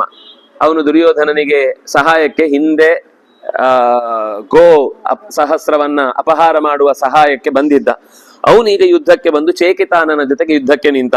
ಸುಶರ್ಮಾಣಂ ನರವ್ಯಾಘ್ರಹ ಚೇಕಿತಾನೋ ಮಹಾರಥ ಅಭ್ಯದ್ರವತ್ ಸುಸಂಕ್ರುದ್ಧ ಪಾಂಡವಾರ್ಥೇ ಪರಾಕ್ರಮೀ. ಚೇಕಿತಾನ ಪಾಂಡವರ ಪರವಾಗಿ ಜೋರಾಗಿ ಯುದ್ಧ ಮಾಡಿದ. ಆದ್ರೆ ಸುಶರ್ಮನನ್ನ ಸೋಲಿಸುವ ತಾಕತ್ತು ಚೇಕಿತಾನನಲ್ಲಿ ಇತ್ತು. ಆದ್ರಿಂದಾಗಿ ಓಡಿಸಿಬಿಟ್ಟ ಅವನನ್ನ. ನಿಂತಲ್ಲೇ ಅವನಿಗೆ ರಥವೂ ಇಲ್ಲದಂತೆ ಮಾಡಿದ, ಆಯುಧಗಳನ್ನು ಕೈಗೆ ಸಿಗದಂತೆ ಮಾಡಿದ. ಬದುಕಬೇಕು ಅಂದ್ರೆ ಬೆನ್ನು ಕೊಡಷ್ಟೇ, ಇಲ್ಲಾಂದ್ರೆ ಇಲ್ಲ ಬೆನ್ನಿಗೆ ಬಿಡ್ಬೇಕು ಅಂದ್ರೆ ಅದನ್ನು ಮಾಡ್ತೇನೆ ಅಂತ ಹೇಳಿದ ತಕ್ಷಣ ಅವನನ್ನ ಹಿಂದಕ್ಕೆ ಸರಿಸಿದ. ಶಕುನಿ ಮತ್ತೆ ಯುದ್ಧಕ್ಕೆ ಬಂದಾಗ ಯುಧಿಷ್ಠಿರಸ್ತು ಸಂಕ್ರುದ್ಧ, ಯುಧಿಷ್ಠಿರನ ಮಗನ ಜೊತೆಗೆ ಯುದ್ಧ ಆಯಿತು ಶಕುನಿಗೆ. ಅವನು ಯದಾರಯತ್ ಸಂಗ್ರಾಮೇ ಮಘವಾನಿವದಾನವಂ, ಹೇಗೆ ಇಂದ್ರ ಹಿಂದೆ ದೇವತೆಗಳ ಪರವಾಗಿ ಯುದ್ಧಕ್ಕೆ ನಿಂತಾಗ ದೈತ್ಯರನ್ನು ಓಡಿಸಿಕೊಂಡು ಹೋದ್ನೋ ಹಾಗೆ ಇವನು ಕೂಡ ಯುಧಿಷ್ಠಿರನ ಮಗ ಶಕುನಿ ಮೊದಲಾದವರ ಪರಿವಾರವನ್ನ ಹಿಂದಕ್ಕೆ ಸರಿಸಿದ. ಇನ್ನೊಬ್ಬ ಕಾಶಿ ದೇಶದ ಸುದಕ್ಷಿಣ ಅಂತನ್ನುವಂತಹ ರಾಜ ಇದ್ದ. ಅವನು ಕಾಂಬೋಜರ ವಿರುದ್ಧ ಯುದ್ಧಕ್ಕೆ ನಿಂತ. ಶ್ರುತಕರ್ಮ ಅಂತನ್ನುವವನು ಮತ್ತೆ ಆ ಸುದಕ್ಷಿಣನ ಜೊತೆಗೆ ಹೋರಾಡಿ ಯಾರವನು ಅಂತಂದ್ರೆ ಸಹದೇವನ ಮಗ, ಸಾಹದೇವಿ ಅಂತ ಕರೀತಾರೆ. ಅವನು ಮೈನಾಕ ಪರ್ವತ ಹೇಗೆ ಬಂಗಾರದ ಬಣ್ಣದಿಂದ ಹೊಳೆಯುತ್ತೋ ಅಂತಹ ಬಣ್ಣದಿಂದ ಕೂಡಿದ ರಥವನ್ನ ಹೊತ್ತುಕೊಂಡು ಬಂದಿದ್ದ. ಆ ರಥವನ್ನ ಪುಡಿಗಟ್ಟಿ ಬಿಟ್ಟ ಹುಡುಗ, ಯಾರು ಸಹದೇವನ ಮಗ. ಕೊನೆಗೆ ಶೂರರ ಸಮರದ ನಡುವೆ ಯಾರು ಗೆಲ್ತಾ ಇದ್ದಾರೆ ಯಾರು ಸೋಲ್ತಾ ಇದ್ದಾರೆ ಅಂತ ಯಾರಿಗೂ ಗೊತ್ತಾಗ್ಲಿಲ್ಲ. ಹೊಡೆದಾಡ್ತಾ ಇದ್ದಾರೆ. ತಥೋ ದಂತಿ ಸಹಸ್ರಾಣಿ ರಥಾನಾಂ ಚಾಪಿ ಮಾರಿಷ ಅಶ್ವೌಘಾ ಪುರುಷೌಘಾಶ್ಚ ವಿಪರೀತಂ ಸಮಾಯಯು. ಯಾರ ಪಕ್ಷದಲ್ಲಿ ನಿಂತು ಹೋರಾಡ್ತಿದ್ರೆ ಇವ್ರು ಈ ಕಡೆ ನಿಂತಿರ್ತಾರೆ, ಇವ್ರು ಈ ಕಡೆ ನಿಂತು ಬಿಟ್ಟಿರ್ತಾರೆ.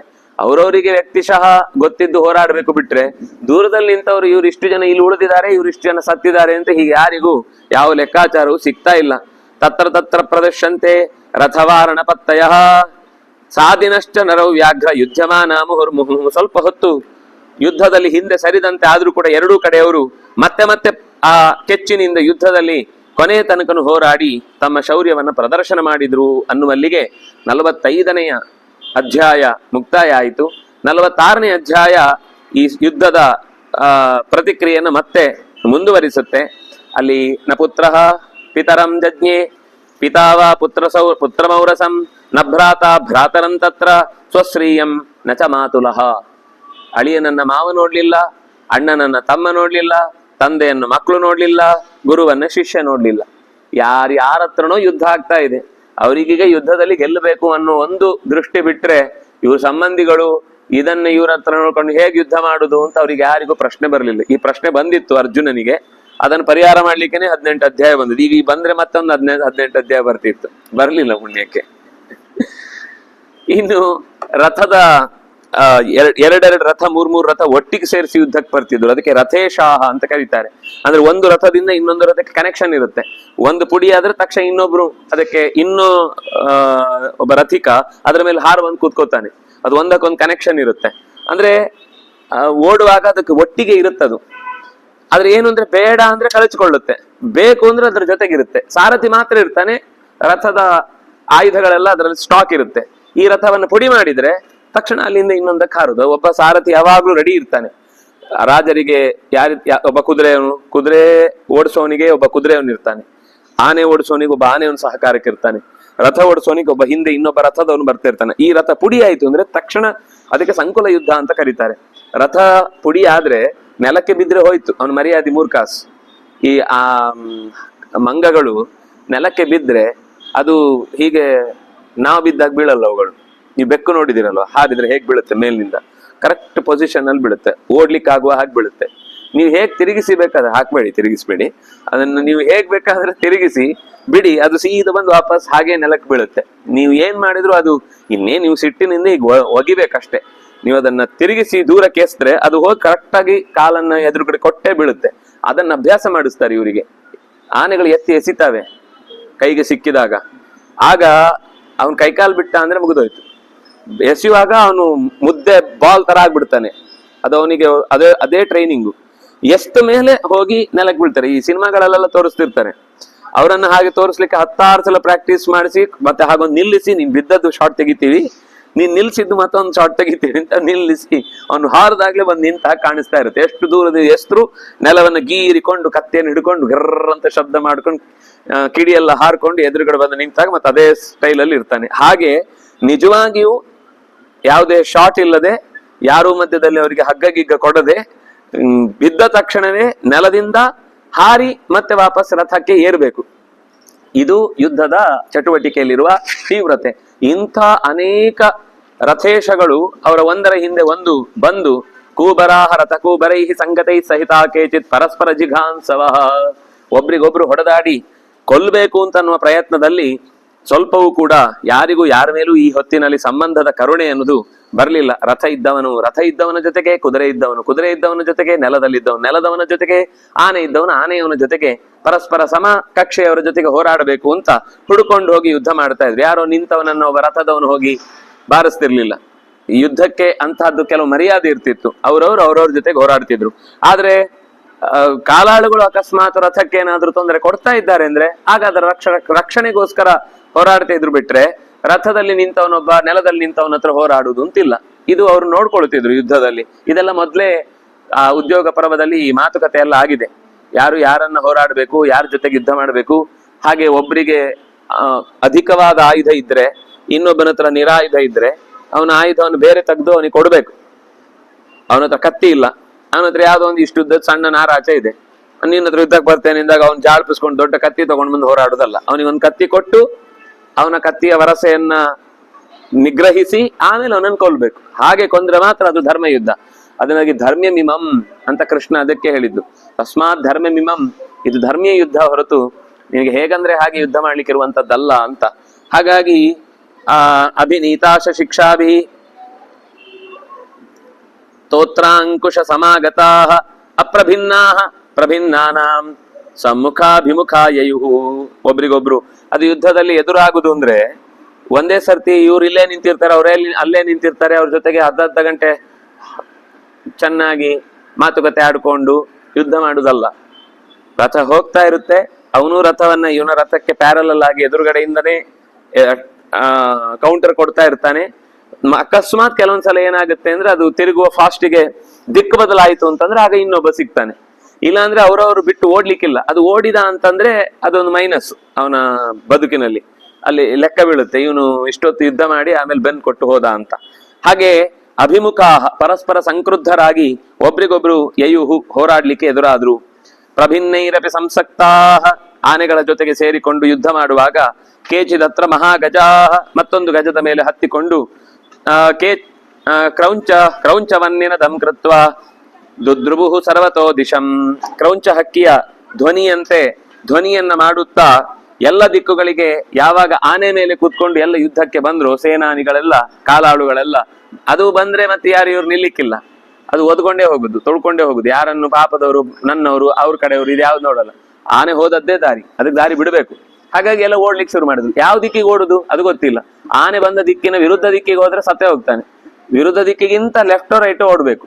ಹಾಗೆ ಮಾತ್ರ ಓಡಿದ್ರೆ ಆನೆಯಿಂದ ಬಚಾವಾಗ್ಲಿಕ್ಕೆ ಸಾಧ್ಯ. ಹಾಗಾಗಿ ಸಿಟ್ಟಿನಿಂದ ಬಂದ ಅವುಗಳ ದಾರಿಗೆ ತಾವು ಅಡ್ಡಲಾಗದಂತೆ ತಪ್ಪಿಸಿಕೊಂಡು ಪ್ರಭಿನ್ನ ಕರಟಾಮುಖ, ಏನ್ ಆಯುಧಗಳಿದ್ರು ಅದನ್ನ ಎದುರಾಳಿಯಾಗಿ ಒಬ್ಬ ಕಾಲಾಳು ಬಂದ್ರೆ ಮಾತ್ರ ಹೋರಾಡ್ಬೋದು ಹೊರತು ಪದಾತಿಗೆ ಆನೆಗಳ ಜೊತೆಗೆ ಹೋರಾಡ್ಲಿಕ್ಕೆ ಸಾಧ್ಯ ಇಲ್ಲ. ಅದು ಭೀಮಸೇನ ಒಬ್ನೇ ಆನೆ ಜೊತೆಗೆ ಹೋರಾಡ್ತಾ ಇದ್ದವನು. ಅದು ಬಂದು ಅವನನ್ನ ಹಿಡ್ಕೊಳ್ಲಿಕ್ಕೆ ಬಂದ್ರೆ ತಪ್ಪಿಸಿಕೊಂಡು ಅದರ ಹೊಟ್ಟೆ ಅಡಿಗೆ ಹೋಗ್ಬಿಡ್ತಿದ್ದ.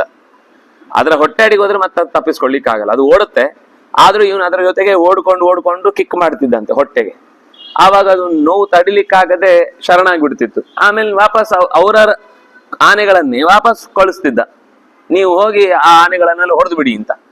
ಇವುಗಳು ನಮ್ಮ ಆನೆಗಳು ಅಂತ ಧೈರ್ಯವಾಗಿದ್ರು, ಹೋಗಿ ಎಲ್ಲ ಮೂಲೆಗೆ ಹಾಕಿ ಚಕ ಚಕ ಚಕ ಅಂತ ತುಳಿದು ಅವುಗಳನ್ನು ಓಡಿಸ್ಬಿಡ್ತಿತ್ತು.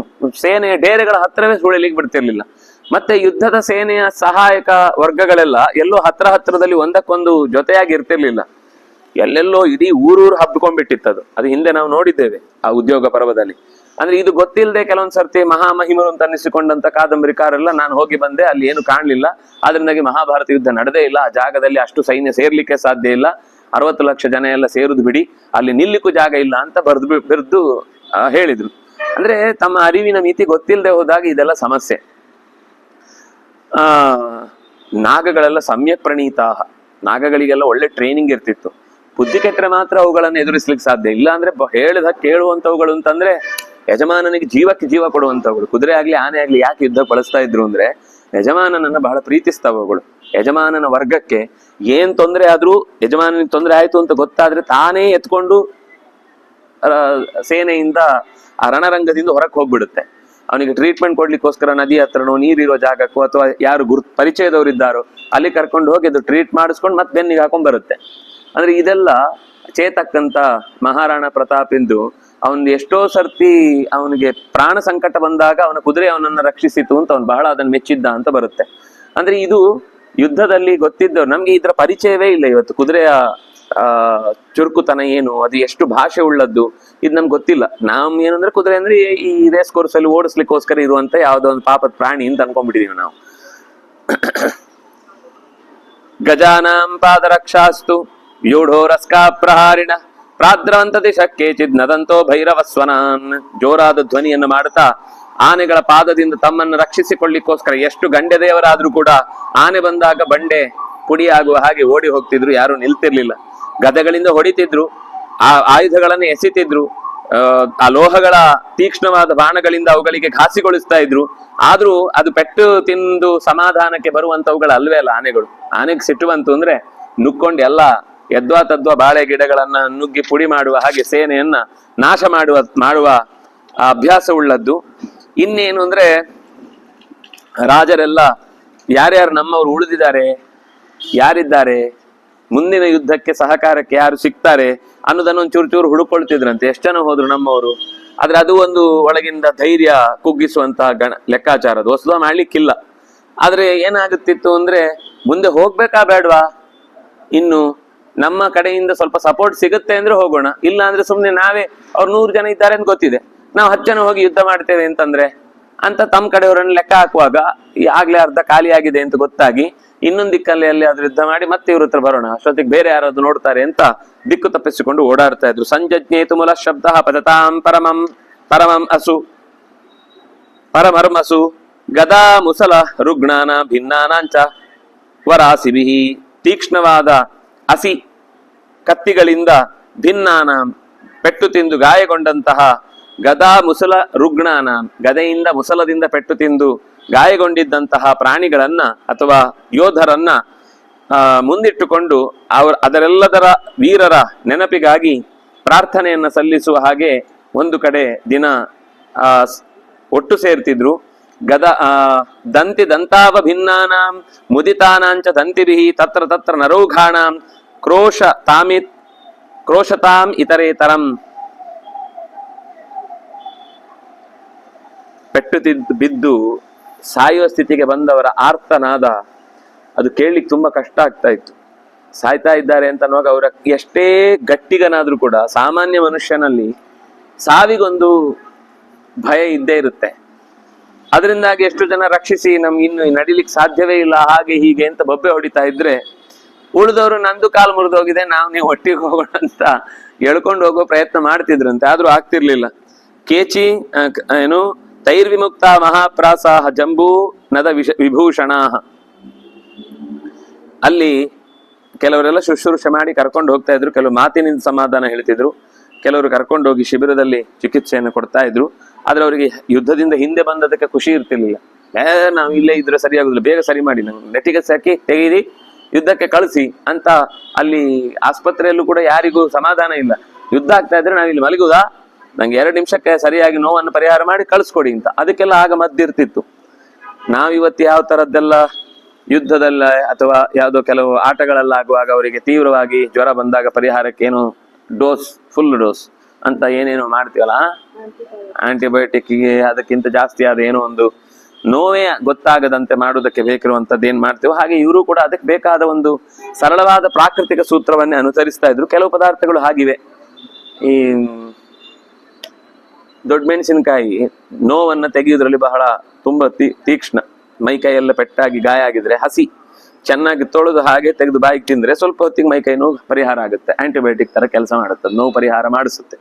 ಇಂಥದ್ದು ಏನೇನೋ ಕ್ರಮಗಳಿವೆ. ನಿತ್ಯದಲ್ಲಿ ನಾವು ಊಟ ಮಾಡೋ ಪದಾರ್ಥಗಳನ್ನೇ ಕ್ರಮವಾಗಿ ಮಾಡಿಬಿಟ್ರೆ ಎಷ್ಟೋ ಆಂಟಿಬಯೋಟಿಕ್ಗಳು ಬೇಡ. ಅದೇನು ಅಂದ್ರೆ ನಮ್ಮನ್ನು ಮತ್ತಷ್ಟು ದುರ್ಬಲವನ್ನಾಗಿಸುವ ಪ್ರಕ್ರಿಯೆ. ನಮ್ಗೆ ಅರ್ಥ ಆಗಲ್ಲ, ಸುಲಭದಲ್ಲಾಗುತ್ತೆ, ತಕ್ಷಣದಲ್ಲಿ ಫಲ ಕೊಡುತ್ತೆ. ನಾಳೆಗೆ ಏನಾದ್ರೇನು ಇದ್ರೆ ಅಲ್ವಾ ನಾಳೆ.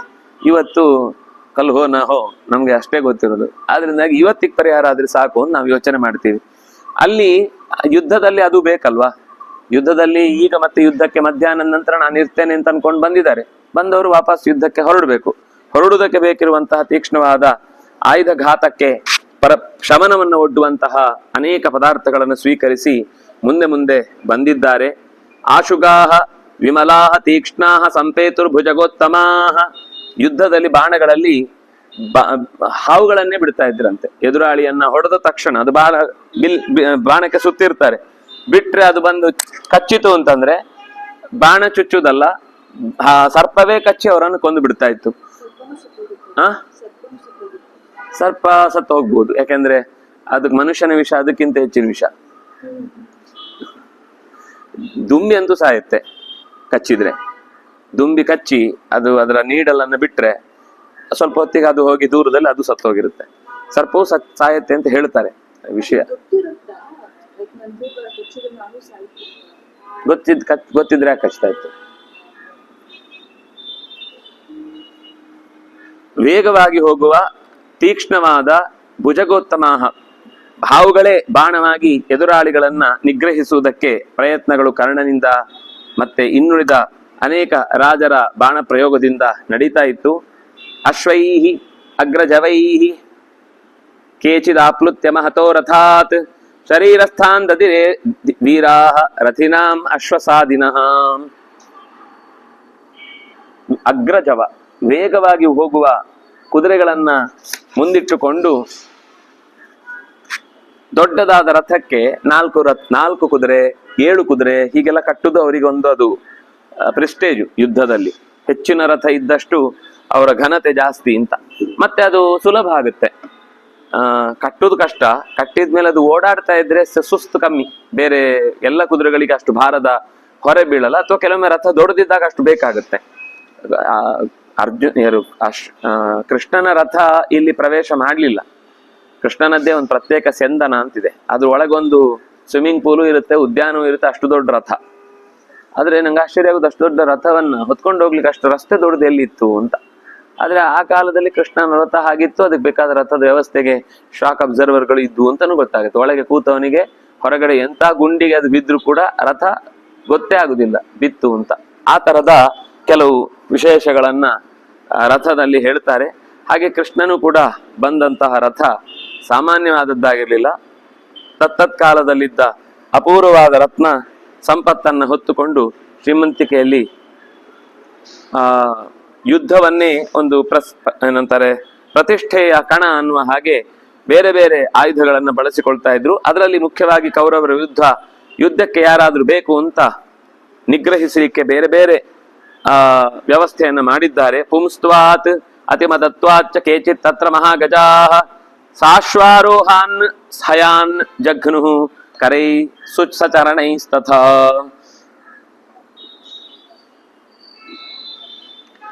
ಯುದ್ಧದಲ್ಲಿ ಕೇಚಿತ್ ಕೆಲವರು ಮಹಾಗಜಾಹ ಆನೆಗಳನ್ನೆಲ್ಲ ಕುದುರೆಗಳ ಜೊತೆಗೆ ಒಟ್ಟಿಗೆ ಸೋಲಿಸ್ಬೇಕು ಅಂತ ತಮ್ಮ ಆಯುಧಗಳನ್ನ ಅಸ್ತ್ರ ಪ್ರಯೋಗಗಳನ್ನು ಮಾಡಬೇಕು ಅಂತ ಅಂದುಕೊಂಡ್ರು. ಆಗ ಕೆಲವು ಕುದುರೆ ಮೇಲೆ ಕೂತಿದ್ದವರು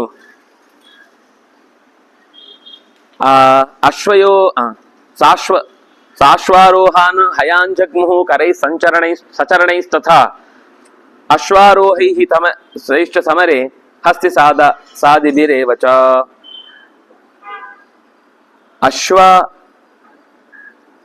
ಅಶ್ವವನ್ನ ಏರಿ ಎದುರಾಳಿಗಳ ಅಶ್ವವನ್ನ ನಿರ್ನಾಮಗೊಳಿಸುವಂತ ಕೆಲಸವನ್ನು ಮಾಡುತ್ತಿದ್ರು. ಇನ್ನು ಆನೆಗಳನ್ನೇರಿ ಎದುರಾಳಿಗಳ ಆನೆಯನ್ನ ಬಗ್ಗು ಬಡಿತಾ ಇದ್ರು. ಹೀಗೆ ಪ್ರತಿಯಾಗಿ ಉತ್ತರವನ್ನ ಕೊಟ್ಟ ವರ್ತನೆ ಬಂದಾಗ ರಾಜ ಸರೆಂಡರ್ ಆಗುದಿಲ್ಲ ಅಥವಾ ಎದುರಾಳಿ ನಮ್ಗೆ ಬಗ್ಗುದಿಲ್ಲ ಅಂತ ಗೊತ್ತಾಗುತ್ತೆ. ಫಸ್ಟ್ ಹೇಳಿ ಕಳಿಸ್ತಾರೆ, ನಾವು ಹೀಗೆ ಯುದ್ಧಕ್ಕೆ ಬಂದಿದ್ದೀನಿ, ನೀವು ಏನು ಅಂತ. ಏನ್ ಕಳಿಸಿದ್ರು ಅದನ್ನೇ ಉಲ್ಟಾ ಪಲ್ಟಾ ಮಾಡಿ ಕಳಿಸಿದ್ರು ಅಂದ್ರೆ ಇವರು ಯುದ್ಧಕ್ಕೆ ಸಿದ್ಧ ಇದ್ದಾರೆ ಅಂತ. ಇಲ್ಲ ಯಥಾವತ್ತಾಗಿ ಕಳಿಸಿ ಮೊದಲೇ ಕಪ್ಪವನ್ನು ಕೊಟ್ಟು ಟ್ಯಾಕ್ಸ್ ಕೊಟ್ಟು ನಾವು ಯಾವ ಸುದ್ದಿಗೂ ಇಲ್ಲ ಅಂತ ಆದ್ರೆ ಅವರು ಸೇನೆಯ ವಿಸ್ತಾರವನ್ನ ಆ ದೇಶದಲ್ಲಿ ಒಂದ್ ಸ್ವಲ್ಪ ಇರಿಸಿ ಅಲ್ಲಿಂದ ಮುಂದಕ್ಕೆ ಹೋಗ್ತಾರೆ.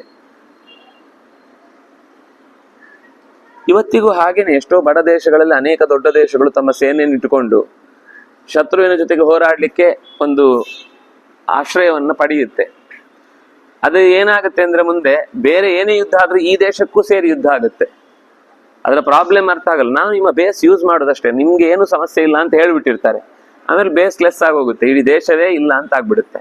ಅಂತ ಸ್ಥಿತಿಯಲ್ಲಿ ಈಗ ಈ ಪೌರಾತ್ಯ ದೇಶಗಳಲ್ಲಿ ಎಷ್ಟೋ ದೇಶ ಅಮೆರಿಕಾದಿ ದೇಶಗಳಿಗೆ ಕೆಲವು ಯುದ್ಧ ನೆಲೆಯನ್ನ ಕೊಟ್ಟಂತ ಕಾರಣಕ್ಕೋಸ್ಕರನೇ ತನ್ನೆಲ್ಲ ಉಳಿದ ರಾಜ್ಯಗಳನ್ನು ಉಳಿಸಿಕೊಳ್ಳಿಕ್ಕೋಸ್ಕರ ದೊಡ್ಡಣ್ಣನ ಹತ್ರ ಕಾಲಿಗೆ ಬೀಳ್ಬೇಕಾಗಿದೆ. ನಾನೇನ್ ಹೇಳಿದೆ ನಿಮ್ಗೆ, ನೀವು ಬೇಕಂದ್ರೆ ಕೊಡಿ, ನಿಮ್ಗೆ ದುಡ್ಡು ಕೊಟ್ಟಿಲ್ವಾ, ಈಗ ರಕ್ಷಣೆ ಕೊಡ್ಬೇಕು ಅಂತಂದ್ರೆ ನನ್ನ ಹತ್ರ ನಿಮ್ ಜವಾಬ್ದಾರಿನ ಕೈ ಬಿಡ್ತಾನೆ ಅವ್ನು.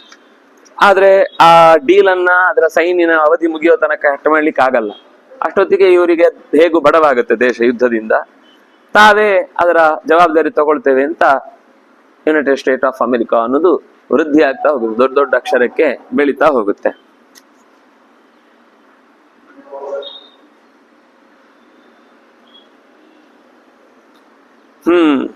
ಒಟ್ಟು ಎಲ್ಲಾ ತರದ ಯುದ್ಧದಲ್ಲೂ ಕೂಡ ಯಾರೂ ತಮಗೆ ಒಬ್ಬರಿಗೊಬ್ರು ಕಮ್ಮಿ ಇಲ್ಲ ಅನ್ನುವ ಹಾಗೆ ಆಕಾಶದಲ್ಲಿ ಮಹೋಲ್ಕಗಳು ಉಲ್ಕಾಪಾತಗಳಾದಾಗ ಹೇಗೆ ಕೆಟ್ಟ ಲಕ್ಷಣಗಳು ಕಾಣಿಸ್ತಾವೋ ಹಾಗೆ ಇಲ್ಲೂ ಕೂಡ ಯುದ್ಧದ ತೀವ್ರತೆಯನ್ನು ತಿಳಿಸುವ ತೀಕ್ಷ್ಣ ವಿವರಗಳು ಮುಂದೆ ಸಿಗ್ತಾ ಹೋಗುತ್ತೆ. ಕೇಚಿದಾಕ್ಷೇಪ್ಯ ಕರಿಣಃ ಸಾಶ್ವಾನಪಿ ರಥಾನ್ ಕರೈಃ ವಿಕರ್ಷಂತೋ ದಿಶಃ ಸರ್ವಾಃ ಸಂಪೇತು ಸರ್ವಶಬ್ದಗಾಃ. ಕೆಲವರೆಲ್ಲ ತಮ್ಮ ತಮ್ಮ ಕುದುರೆ ಆನೆಗಳನ್ನು ಎಷ್ಟು ಉಳಿದಿದ್ದು ಅಷ್ಟನ್ನು ಜೋಪಾನ ಮಾಡಿದ್ರಂತೆ. ಕಳಿಸಿದ್ರೆ ಮತ್ತೆ ವಾಪಸ್ ಬರಲ್ಲ, ಅದು ಒಂದು ನಮಗೆ ಒಂದು ಉಳಿಯುತ್ತೆ, ಒಂದು ಸತ್ತೋಗುತ್ತೆ. ಅದಕ್ಕೋಸ್ಕರ ತಮ್ಮ ಆಯುಧಗಳ ಸಂಖ್ಯೆ ಎಷ್ಟಿದೆ, ಯುದ್ಧದಲ್ಲಿ ಎಷ್ಟು ಜನ ನಮ್ಮವರು ಈಗ ತೀರ್ಕೊಂಡಿದ್ದಾರೆ, ಇದನ್ನೆಲ್ಲ ಲೆಕ್ಕಾಚಾರ ಹಾಕ್ತಾ ಅನೇಕ ಇಲ್ಲಿ ಏನು ಅಂದ್ರೆ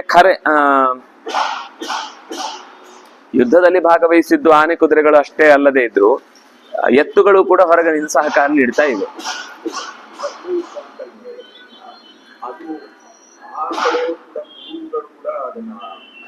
ಭೀಷ್ಮಾಚಾರ್ಯ ದ್ರೋಣಾಚಾರ್ಯ ಇರುವ ತನಕ ಇತ್ತು.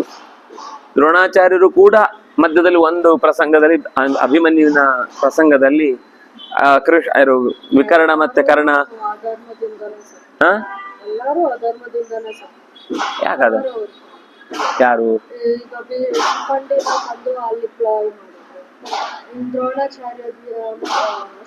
ಅದೇ ಭೀಷ್ಮಾಚಾರ್ಯ ಇರುವ ತನಕ ಏನಾಗ್ಲಿಲ್ಲ. ಭೀಷ್ಮಾಚಾರ್ಯ ಹೋಗುದಕ್ಕೆ ಕಾರಣ ಆಗುವ ಪ್ರಸಂಗದಲ್ಲಿ ಅವರೇ ಹೇಳಿದ್ದದು, ಪಾಂಡವರು ಇಷ್ಟಪಟ್ಟು ಮಾಡಿದ್ದಲ್ಲ.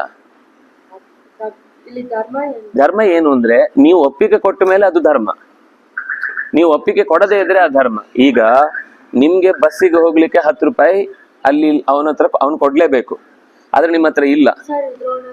ದ್ರೋಣಾಚಾರ್ಯದು ಅಷ್ಟೇ, ಅವರೇ ಹೇಳಿದ್ದು ದೃಷ್ಟದ್ಯುಮ್ನೇ ನಾನು ಕೊಲ್ಲುದು ಅಂತ. ಅದನ್ನು ಅವರೇ ಹೇಳಿದ್ದಾರೆ. ನೀವು ಮೊನ್ನೆ ಪಾಠ ಕೇಳಲಿಲ್ಲ, ಮರ್ತು ಬಿಟ್ಟಿದ್ದೀರಿ. ನನಗೆ ಅತ್ಯಂತ ಏನು ನಂಬಿಕಸ್ಥರು ಯಾವ್ದಾದ್ರು ಒಂದು ನನಗೆ ತುಂಬಾ ವ್ಯಥೆ ಆಗುವ ವಿಷಯವನ್ನ ಹೇಳಿದ್ರೆ ನಾನಾಗ ಶಸ್ತ್ರತ್ಯಾಗವನ್ನು ಮಾಡ್ತೇನೆ, ಆವಾಗ ಯಾರಾದ್ರೂ ನನ್ನನ್ನು ಕೊಲ್ಲಬಹುದು ಅಂತ ದ್ರೋಣಾಚಾರ್ಯರೇ ಹೇಳಿಕೊಟ್ಟದ್ದನ್ನ ಪಾಂಡವರು ಮಾಡಿದ್ದು. ಒಂದೇ ಒಂದೇನು ಅಂದ್ರೆ ಅದು ಯಾವುದು ಯಾವ ಯಾವ ಅಂಶವನ್ನ ಹೇಳ್ತಾರೆ ಅಂತ ಹೇಳಿರ್ಲಿಲ್ಲ ಅಷ್ಟೇ. ಅಶ್ವತ್ಥಾಮ ಹತಃ ಅಂತ ಹೇಳ್ತಾರೆ ಅಂತ ಇರ್ಲಿಲ್ಲ. ಆದ್ರೆ ವಿಶ್ವಾಸಿಯಾದ ಒಬ್ಬ ನನಗೆ ಅತ್ಯಂತ ಘಾಸಿಯಾಗುವ ವಿಷಯವನ್ನ ಹೇಳಿದ ಅಂದಾಗ ನಾನು ಅಸ್ತ್ರತ್ಯಾಗ ಮಾಡಿ ಕೂತು ಬಿಡ್ತೇನೆ. ಆಗ ನಾನು ಶಸ್ತ್ರ ಹಿಡಿಯುವ ತನಕ ನಿಮ್ಗೆ ಯಾರಿಗೂ ನನ್ನನ್ನು ಕೊಲ್ಲಿಕ್ ಆಗುದಿಲ್ಲ ಅಂತ ಅವನೇ ಹೇಳಿ ಅದಕ್ಕೆ ಉಪಾಯ ಕೊಟ್ಟದ್ದು.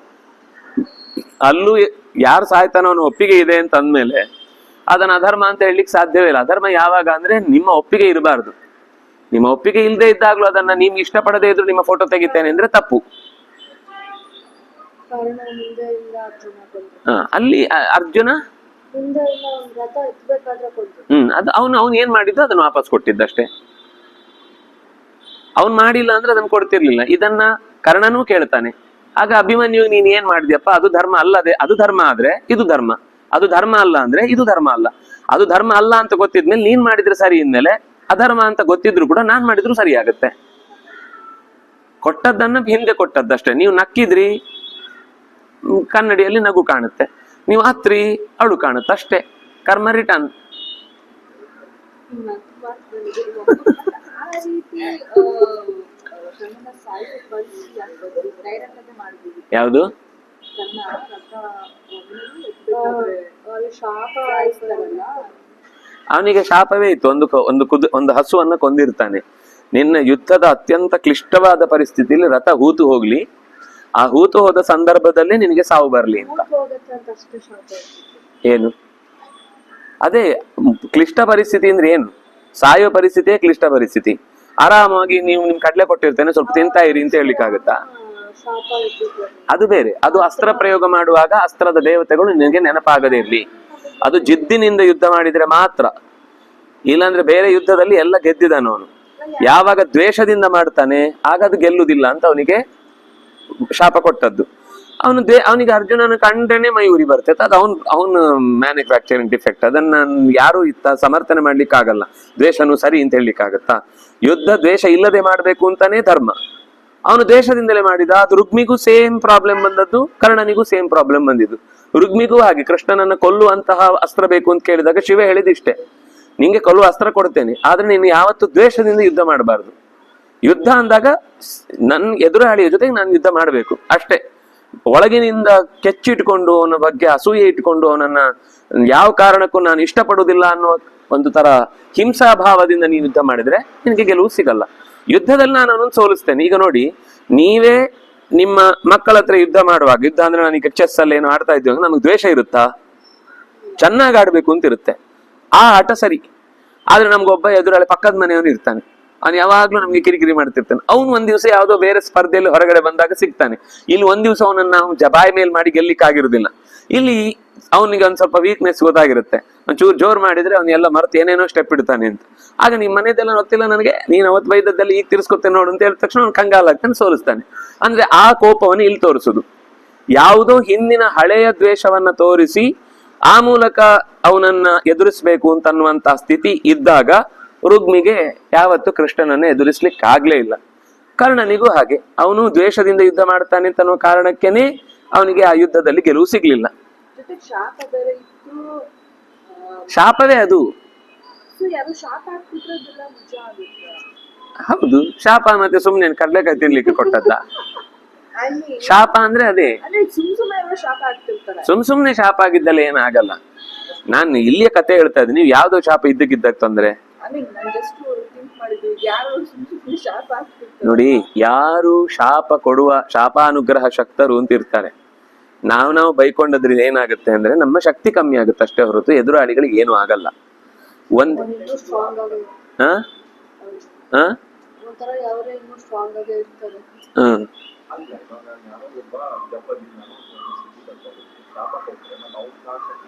ಹೋಗುತ್ತೆ ತಟ್ಟತ್ತೆ, ಹೋದದ್ರಿಂದನೇ ತಟ್ಟುದದು. ಯಾರಿಗೆ ಶಿಕ್ಷೆ ಕೊಡುವ ದೃಷ್ಟಿಯಿಂದ ಶಾಪ ಕೊಡ್ತಾರೆ ಅವರಿಗೆ ಜಪ ನಷ್ಟ ಆಗುದಿಲ್ಲ. ಈಗ ಪರಶುರಾಮನಿಗೆ ಶಾಪ ಕೊಟ್ಟದ್ರಿಂದ ಪರಶುರಾಮನ ತಪಸ್ಸು ನಾಶ ಆಗುದು ಅಂತಿಲ್ಲ. ಯಾಕಂದ್ರೆ ಅವನೇ ತಪಸ್ಸಿನ ಸ್ವರೂಪ. ನಾವು ಕೈಲಾಗದೆ ಸಿಟ್ಟು ಮಾಡ್ಕೊಂಡು ಶಾಪ ಕೊಡ್ತೇವಲ್ಲ, ತಪ್ಪಿದೆ. ಆದ್ರೆ ಅದರ ಜೊತೆಗೆ ನಮಗೂ ಒಂದು ನಮ್ಮ ವಿಕಾರ ಆಗುತ್ತೆ, ನಮಗೆ ಅದನ್ನ ಒಪ್ಕೊಳ್ಳಿಕ್ಕೆ ಮನಸ್ಸಾಗುದಿಲ್ಲ. ಆಗ ನಾವು ಶಾಪ ಕೊಡಿದ್ರೆ ಆಗ ತಪಸ್ಸು ಹ್ರಾಸ ಆಗುತ್ತೆ, ಅವನಿಗೆ ಫಲಿಸುತ್ತೆ. ನಮ್ಮ ಶಾಪವು ನಮ್ಮ ತಪಸ್ಸು ಕೂಡ ನಷ್ಟವಾಗುತ್ತೆ. ನಮ್ಗೆ ತಪಸ್ಸು ಕಳ್ಕೊಳ್ಬೇಕಾ ಬೇಗ 4 ಜನಕ್ಕೆ ಬೈಕೋಬೇಕು. ಎಷ್ಟು ಜಾಸ್ತಿ ಬೈಕೋತೇವೋ ಅದೆಲ್ಲ ತನ್ನಿಂದ ತಾನೇ ಅದರ ನಮ್ಮಲ್ಲಿರುವ ಶಕ್ತಿ, ಸಾಮರ್ಥ್ಯ, ತಪಸ್ಸು, ಆಲೋಚನೆಯಲ್ಲಿರುವ ದಾರ್ಢ್ಯ ಎಲ್ಲವೂ ನಾಶ ಆಗುತ್ತೆ. ಆತ್ಮಬಲ ಸಮೇತ ನಾಶ ಆಗುತ್ತೆ ಶಾಪ ಹಾಕೋದ್ರಿಂದ. ಗೌತಮರ ಶಾಪದಿಂದ ಅವರು ತಮ್ಮ ಅಧಿಕವಾದ ವಸಿಷ್ಠರನ್ನ ಮೀರ್ಬೇಕು ಅನ್ನುವ ತಪಸ್ಸಿನ ಹ್ರಾಸ ಉಂಟಾಯಿತು. ಯಾಕಂದ್ರೆ ತನಗಿಂತ ಯೋಗ್ಯತೆಯಲ್ಲಿ ಎಷ್ಟೋ ಪಟ್ಟು ದೊಡ್ಡದಾದಂತಹ ಇಂದ್ರನಿಗೆ ಶಾಪ ಕೊಟ್ಟ ಅಲ್ವಾ, ಅದು ಜಾರಿ ಹೋಯ್ತು. ಜಾರಿ ಹೋದ್ಮೇಲೆ ಸವಿ ಆಯ್ತು. ಗೌತಮರಿಗೆ ಬೇಜಾರಾಗ್ಲಿಲ್ಲ, ಶಾಪ ಕೊಟ್ಮೇಲೆ ಸಮ ಆಯ್ತು, ಅವ್ರಿಗೆ ಸ್ವಲ್ಪ ಆರಾಮ ಆಯ್ತು. ಇಲ್ಲಾಂದ್ರೆ ಟೆನ್ಷನ್ ಅಲ್ಲಿ ಅವ್ರು ಸಾಯ್ತಿದ್ರು, ಎಲ್ಲದಕ್ಕೂ ಸಿಟ್ಟು ಮಾಡ್ಕೊಳ್ತಿದ್ರು. ಯಾಕೆ ಅಂತ ಅವರಿಗೂ ಗೊತ್ತಿಲ್ಲ. ಅದಕ್ಕೆ ದೇವರು ಆ ವ್ಯವಸ್ಥೆಯನ್ನು ಮಾಡಿ ಸರಿ ಮಾಡಿತ್ತು. ನಮ್ಗೆ ಕಥೆಯ ಇನ್ನೊಂದು ಮಗ್ಗಲು ಗೊತ್ತಿರುವುದಿಲ್ಲ, ಅದರಿಂದಾಗಿ ನಾವು ಆ ಮುಖವನ್ನು ಮಾತ್ರ ಯೋಚನೆ ಮಾಡುತ್ತೇವೆ. ಮತ್ತೆ ಯಾವಾಗ್ಲೂ ನಾವು ಇನ್ನೊಬ್ಬರನ್ನ ಶಾಪ ಅಂದ್ರೆ ನಾನು ಹೇಳುದು ಬರೀ ಹಾಳಾಗೋಗ್ಲಿ ಅಂತ ಮಾತ್ರ ಅಲ್ಲ. ಒಬ್ಬ ಏನಾದ್ರೂ ಮಾಡಿದ ಕೆಟ್ಟ ಕೆಲಸವನ್ನು ನಾವು ಆಡ್ಕೊಳ್ತೇವೆ ಅಂತಂದ್ರೂ ಕೂಡ ಅದು ನಮ್ಮ ಶಕ್ತಿಯನ್ನ ಹ್ರಾಸ ಮಾಡುತ್ತೆ. ಒಂದ್ ಕತೆ ಇದೆಯಲ್ಲ,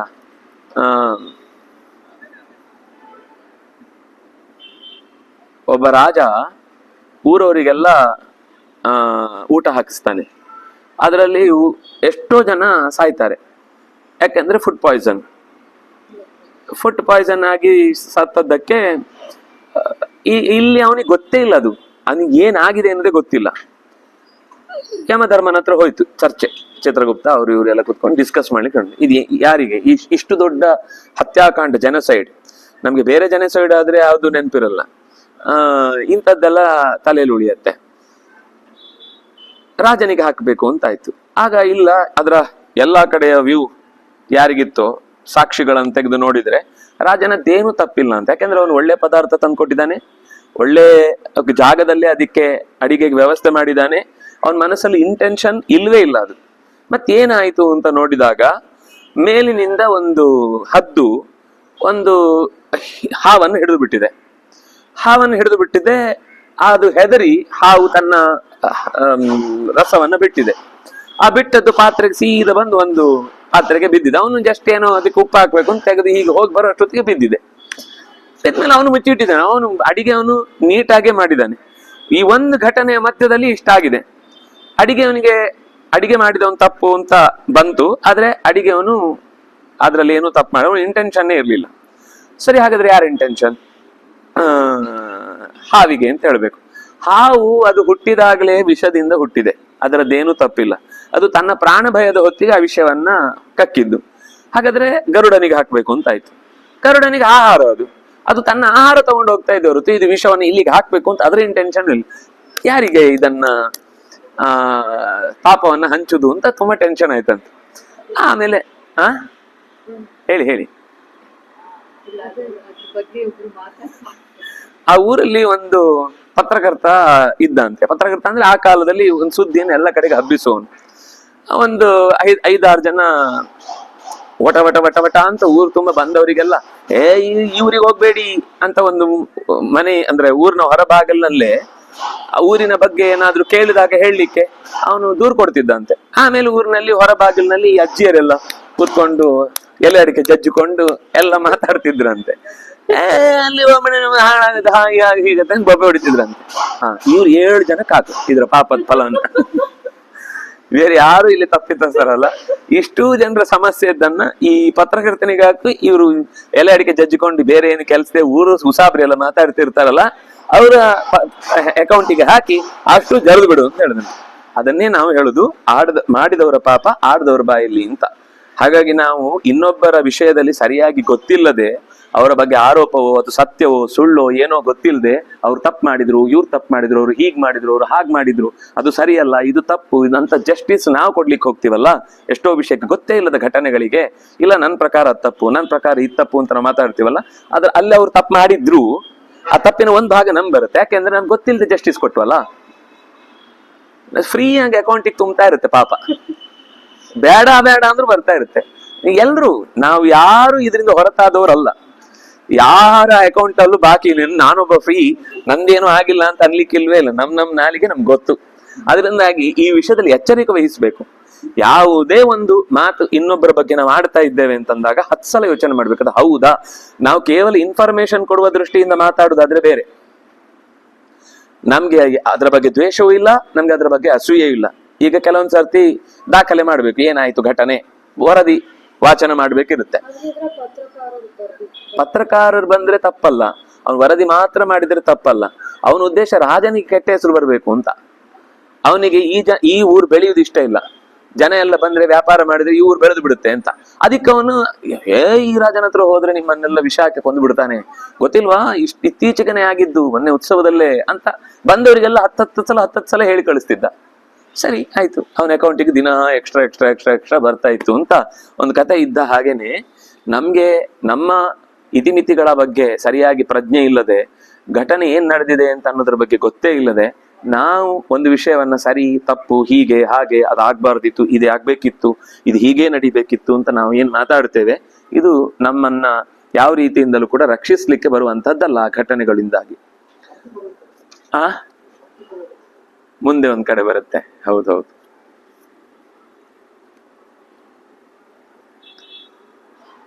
ಆಯ್ತು. ಈ ಯುದ್ಧದ ತೀವ್ರತೆ ಅಂತೂ ಅನೇಕ ರಥಗಳು ನಾಶ ಆದವು.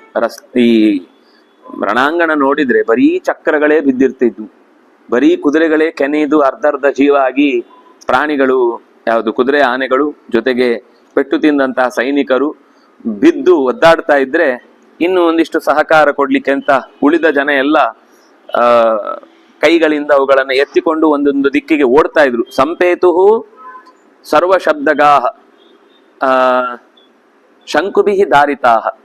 ಬಾಣ ಹೊಡೆದು ಸೀಳು ಬಿಟ್ಟಿದೆ, ತೆಗೆದ್ರೆ ಸಾಯ್ತಾರೆ, ಅದಕ್ಕಷ್ಟೇ ಕಟ್ ಮಾಡಿ ಬಿಟ್ಬಿಡ್ತಿದ್ರು, ಅಂದ್ರೆ ಸ್ವಲ್ಪ ಹೊತ್ತು ಬದುಕ್ತಾರೆ ಅಂತ.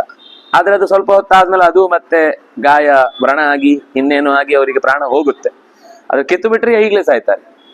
ಅಂತ ರೀತಿಯ ಶಂಕು ಬಿಹಿ ದಾರಿತ ಕೇಚಿತ್ ಸಂಭಿನ್ನಾಷ್ಟ ಪರಶ್ವಧೈಹಿ. ಪೆಟ್ಟು ಬಿದ್ದು ಬಿಟ್ಟಿದೆ, ತಲೆ ಅರ್ಧ ಚಪ್ಪಟೆ ಆಗ್ಬಿಟ್ಟಿದೆ, ಒಳಗೆ ಹೋಗ್ಬಿಟ್ಟಿದೆ. ಪರಶ್ವಧ ಅಂತಂದ್ರೆ ಕೊಡಲಿಯಿಂದ ಗಾಯ ಆಗಿ ಮೈ ಕಿತ್ತೋಗ್ಬಿಟ್ಟಿದೆ. ಇನ್ನು ಕೆಲವರು ತಲೆ ಚಚ್ಚಿ ಹೋಗಿದೆ, ಹಸ್ತಿಗಳು ಕಾಲಡಿಯಲ್ಲಿ ಅವನ ತಲೆಯನ್ನ ತುಳಿದ್ರಿಂದ. ತೃಷ್ಣಾಷ್ಟಾನ್ಯೇ ತುರಂಗಮೈ. ಇನ್ನು ಕುದುರೆಗಳು ಜಾಡಿಸಿ ಒದ್ದು ಬಿಟ್ಟಿದ್ದಾವೆ, ಎಲ್ಲೋ ಹೋಗಿ ಕೈಕಾಲು ಮುರ್ಕೊಂಡು ಬಿದ್ದು ಬಿಟ್ಟಿದ್ದಾರೆ. ಈ ತರದ ಸ್ಥಿತಿಯಲ್ಲಿ ರಥನೇಮಿ ನಿಕೃತ್ತಾಷ್ಟ. ರಥದ ಚಕ್ರವೇ ಮೈ ಮೇಲೆ ಹರಿದು ಬಿಟ್ಟಿದೆ, ಅರ್ಧ ಭಾಗ ಆಗ್ಬಿಟ್ಟಿದೆ ದೇಹ ಆ ಕಡೆಯಿಂದ ಈ ಕಡೆಗೆ.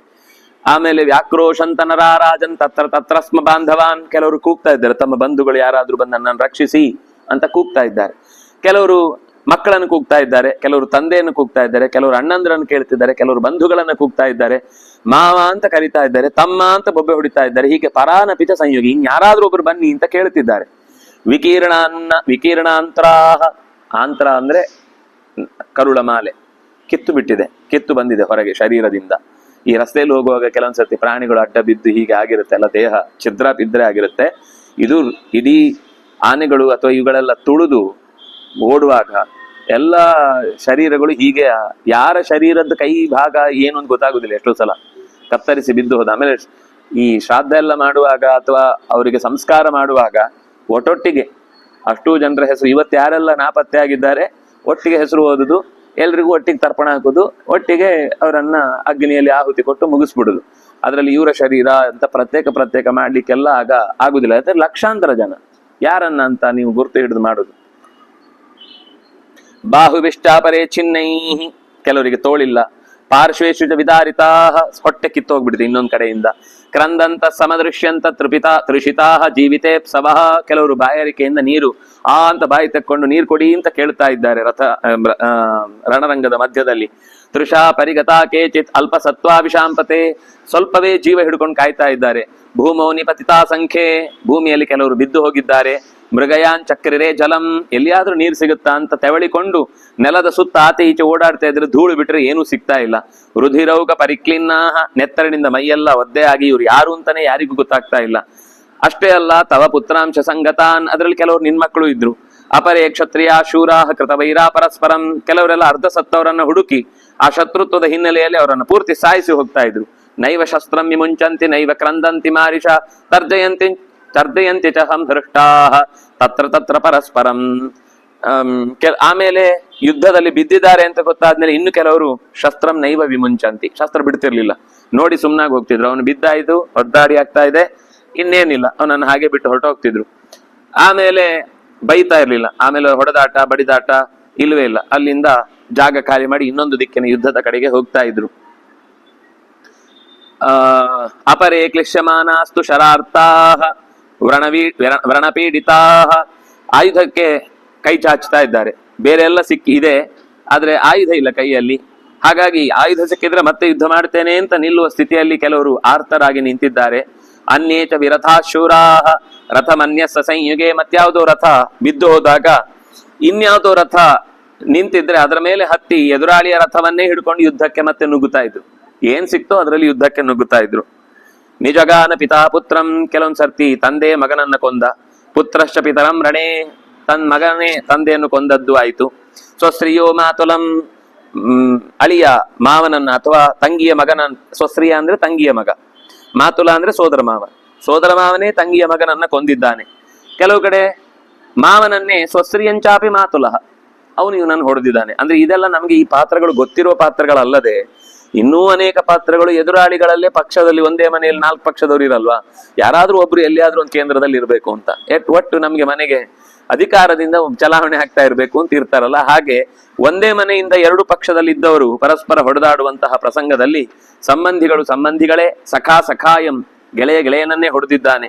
ಸ್ವಸ್ತ್ರೀಯಂ ಸಂಬಂಧಿ ಬಾಂಧವಂ ತದಾ ಏವಂ ಯುಯುಧಿರೇ ತತ್ರ ಕುರವಃ ಪಾಂಡವೈ ಸಹ. ಹೀಗೆ ಶತ್ರುಗಳು ಪಾಂಡವರ ಜೊತೆಗೆ ಭೀಷ್ಮರನ್ನ ಮುಂದಿಟ್ಟುಕೊಂಡು ಯುದ್ಧ ಮಾಡ್ತಾ ಇದ್ದಾರೆ. ಭೀಷ್ಮ ಇಷ್ಟರ ಮಧ್ಯದಲ್ಲಿ ಮೇರು ಶಿಖರದಂತೆ ಎಲ್ಲರ ಜೊತೆಗೆ ಯುದ್ಧ ಮಾಡ್ತಾ ಇದ್ದಾನೆ. ಈ ಯುದ್ಧದ ಮಧ್ಯದಲ್ಲಿ ಮೊದಲ ಸಾವು, ಅಂದ್ರೆ ವೀರರಲ್ಲಿ ಹೆಸರು ಉಲ್ಲೇಖ ಮಾಡಬಹುದಾದ ಸಾವು ನಮಗೆ ಲೆಕ್ಕಕ್ಕೆ ಬರುವುದು ಈಗ ಈ ಅಧ್ಯಾಯದಿಂದ. ಈ ಅಧ್ಯಾಯದಲ್ಲಿ ಪಾಂಡವರ ಕಡೆಯಿಂದ ಮೊದಲು ಒಬ್ಬ ಸಾಯ್ತಾನೆ, ಪ್ರಧಾನ ವ್ಯಕ್ತಿ. ನಮ್ಗೆ ಪ್ರಧಾನ ವ್ಯಕ್ತಿ ಅಂತಂದ್ರೆ ನಂಬ್ಲಿಕ್ಕಾಗಲ್ಲ, ಆದ್ರೆ ಯುದ್ಧವನ್ನು ಓದಿದ ಮೇಲೆ ಗೊತ್ತಾಗುತ್ತೆ ಅವನು ಎಷ್ಟು ಪ್ರಧಾನ ಅಂತ. ನಾವು ಲೋಕದಲ್ಲಿ ಈ ಪಾತ್ರವನ್ನ ನಾವು ಅತ್ಯಂತ ತಮಾಷೆ ಮಾಡ್ತೇವೆ, ಆದ್ರೆ ಈ ಪಾತ್ರದ ತಾಕತ್ತೇನು ಅಂತ ನಮಗೆ ಈ ಅಧ್ಯಾಯದಲ್ಲಿ ಗೊತ್ತಾಗುತ್ತೆ. ಉತ್ತರ ಕುಮಾರನ ಸಾವಾಗುತ್ತೆ ಇದರಲ್ಲಿ. ಒಂದು ಅಧ್ಯಾಯ ಪೂರ್ತಿ ಅಂದ್ರೆ ಸುಮಾರು 68-67 ಶ್ಲೋಕಗಳಲ್ಲಿ ಅವನ ಯುದ್ಧದ ತೀವ್ರತೆಯನ್ನ ಹೇಳುತ್ತೆ. ದ್ರೋಣಾಚಾರ್ಯರ ಕೈಯಲ್ಲಿ ಅವನು ಸಾಯ್ತಾನೆ ಅಂತ ಅನ್ಸುತ್ತೆ.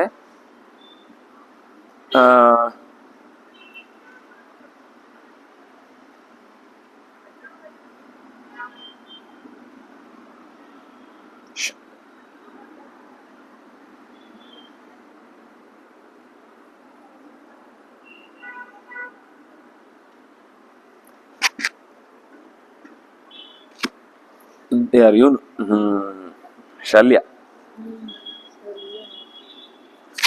ಕೊಲ್ತಾನೆ. ಎಲ್ರು ಯುದ್ಧ ಮಾಡ್ತಾನ ಅವನು ಕೃಪನ್ ಜೊತೆಗೆ. ಆಮೇಲೆ ಈಚೆಯಿಂದ ಯಾರು ಎದುರಾಳಿಗಳಲ್ಲಿ ಎಲ್ಲರ ಜೊತೆಗೆ ಯುದ್ಧ ಮಾಡ್ತಾನೆ. ಕೊನೆಗೆ ಮದ್ರರಾಜನ ಕೈಯಲ್ಲಿ